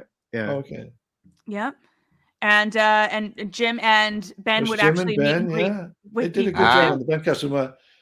Diane Murakama was the designer of these walkarounds back in the day for the parks, and we would meet with Diane, and she would come in and bring us fabrics. I think this will work for that. It would be like Project Runway or something. They'd be showing us the bolts of fabric. And, that looks good to me. And Tim Gunn would walk in, and we, Ben Gunn and Tim Gunn, and they would meet. Well, Corey. And James Gunn never And made James it. Gunn, yeah. Yeah, well. All the guns were there. It was 3 guns, yeah. 3 Yeah. guns, yeah, right. 3-gun salute, I think. I don't know. Yeah. Corey, I did send in our little private chat. If you click on the private chat on the right-hand side, I have the 3 winners. We had a giveaway this evening, and I didn't know for sure if maybe you wouldn't mind doing the honors of announcing our 3rd place, 2nd place, and Actually, grand that's where is It's on the right side of your screen. At least if you have it. No, I'm on iPad. Oh, I you're on see iPad? here. Mm. So if I click So- on the bottom, it says chat. Yes. Chat with everyone in studio. Yep, but that's it. But there is a little notation here. Oh, it's saying you can't open it up. If No, not, no. It says grand prize, and yep, it no, has yeah. a name and 2nd Wait, don't place say anything and yet. 3rd place. There's a big drum roll that Tammy's gonna Right, do. right. That's why I'm not going to say anything yet. do you want it? So you want to do 3rd prize, 2nd prize, and grand prize? Is that okay? We'll go backwards. Sure. So, Okay. Go ahead. do it in my as my game show announcer. Yeah, I like Yes. that. Ladies and gentlemen, in 3rd place for the Treasure Planet prize drawing is Sophia Mata. Let's hear it for Sophia. Yay, Sophia. You're gonna get a pin. Okay, Sophia, way to go. And now for 2nd place, David McNann.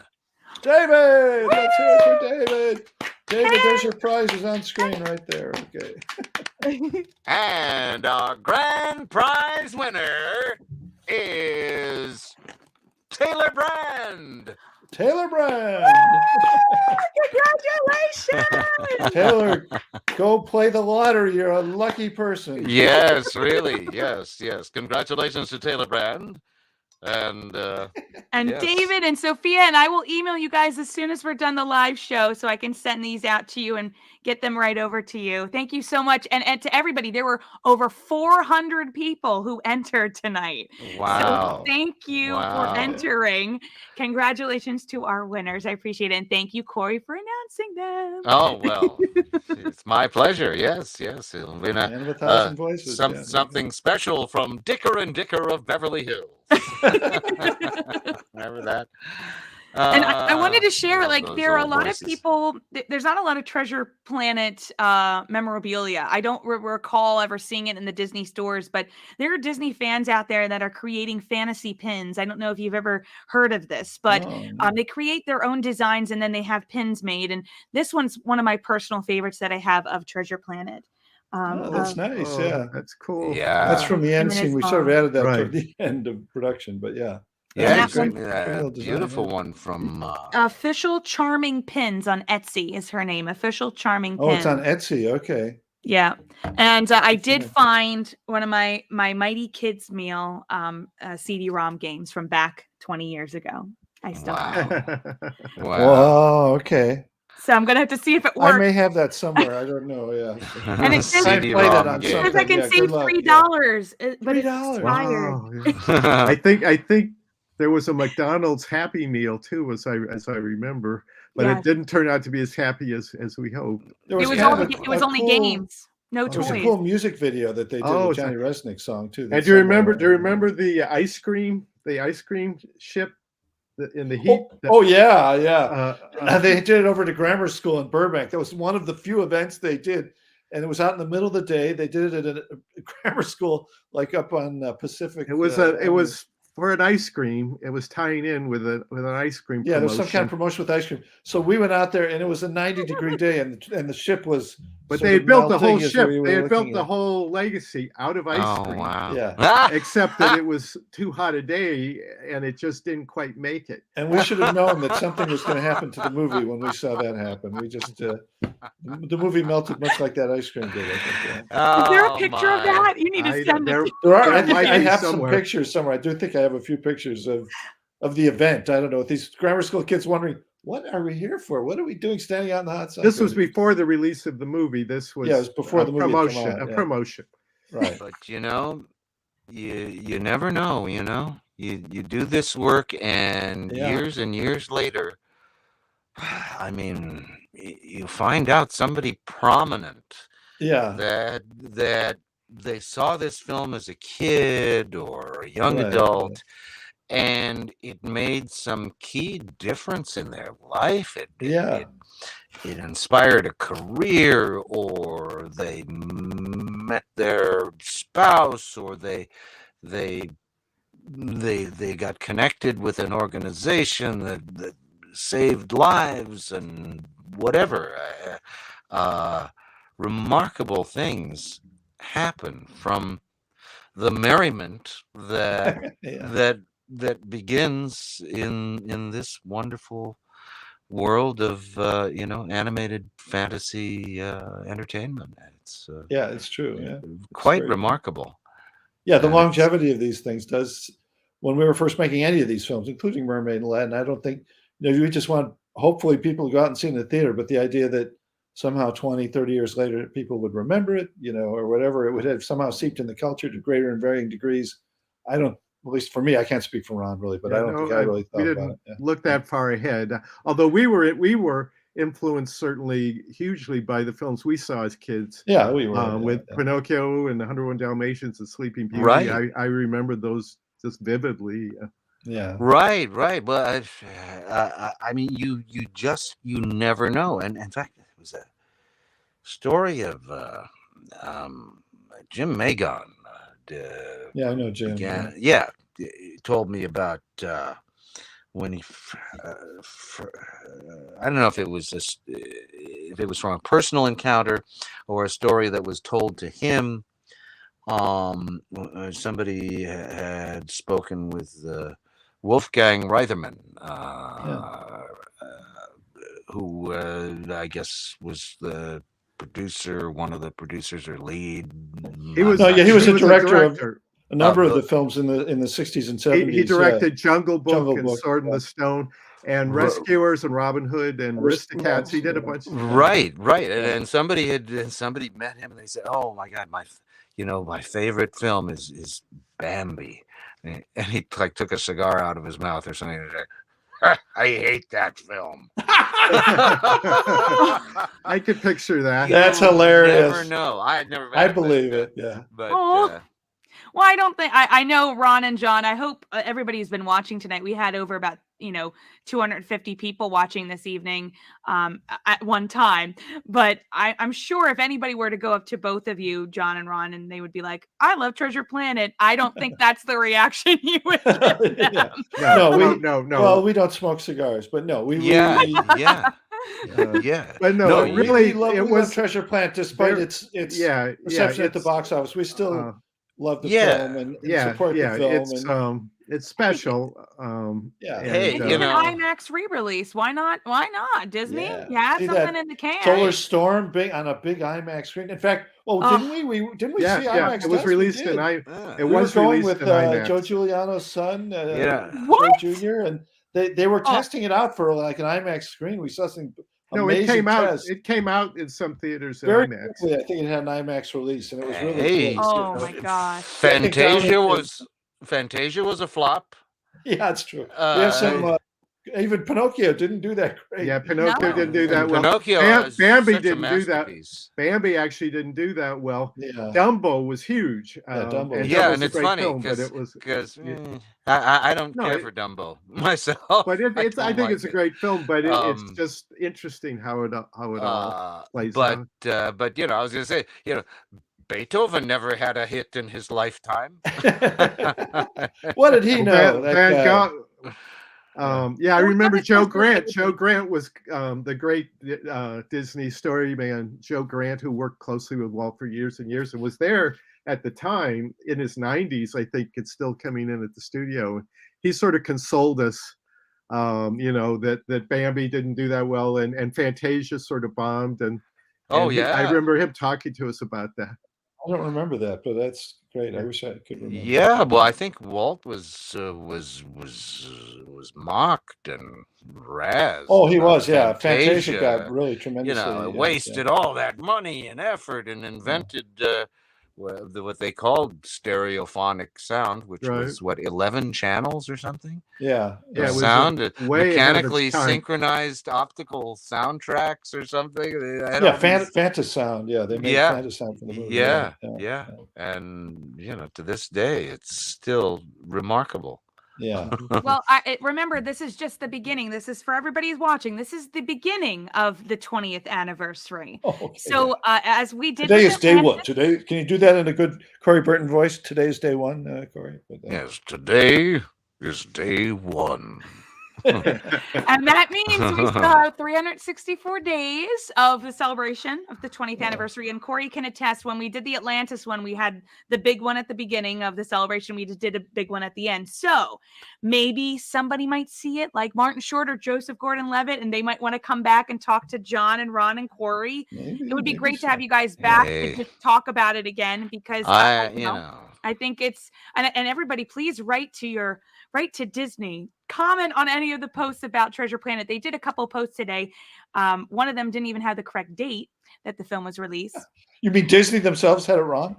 Mm-hmm. They put the year 2000, not 2002. No, I mean, but I digress. The story of the movie. What can I tell you? I know this poor film, but and please buy the merch. They have a ton of it on Loungefly, on Box Lunch, Hot Topic. They do have items out there, which is great.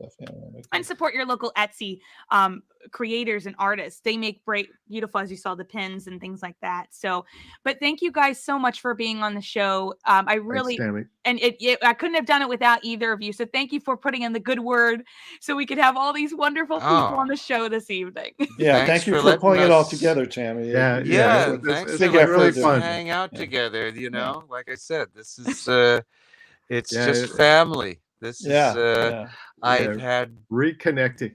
I had the best times, of my career working with you folks and all the other, creative people that make this magic, and Imagineers and Don Hahn and Roy Conley. And if you ever see Roy, we do. I do see him occasionally. I think he's out on the road right now. A Strange World, because he just produced that film. And so last I saw, he was in London, I think, promoting the movie. And please support that movie too. Because you should support it. Yeah. Again. I mean, one of the nicest people in the world, as are you guys, and you, Tammy, our gracious hostess with the love helping. And it's so great. It's really wonderful, and I always remind people, if you love these interviews and these reunions I'm doing, I just do it by myself, and I love getting gifts for you guys. So this is just out of pocket for me, and all the donations this evening. Thank you guys so much. It was really wonderful. Goes right back into giving back to you guys. Please share this interview on Instagram, Twitter, Facebook. If we can get more attention, we can do more of this, maybe in person, because that's what I was dying. I was hoping they were going to do something at D23 Expo for you guys for Treasure Planet, and it didn't happen. So if we can spread the word, you know what I mean, and we can have a big voice with every single person involved. Please go ahead and support us all on that. And thanks again to everybody who came on the show this evening, who's still watching from outside the green room. Thank you. Thank you, Tammy. Thanks, Tammy. Okay. And remember, everybody, keep rattling the stars. Keep rattling the stars. Yeah, all right. The stars. Okay. Bye, you guys. Bye.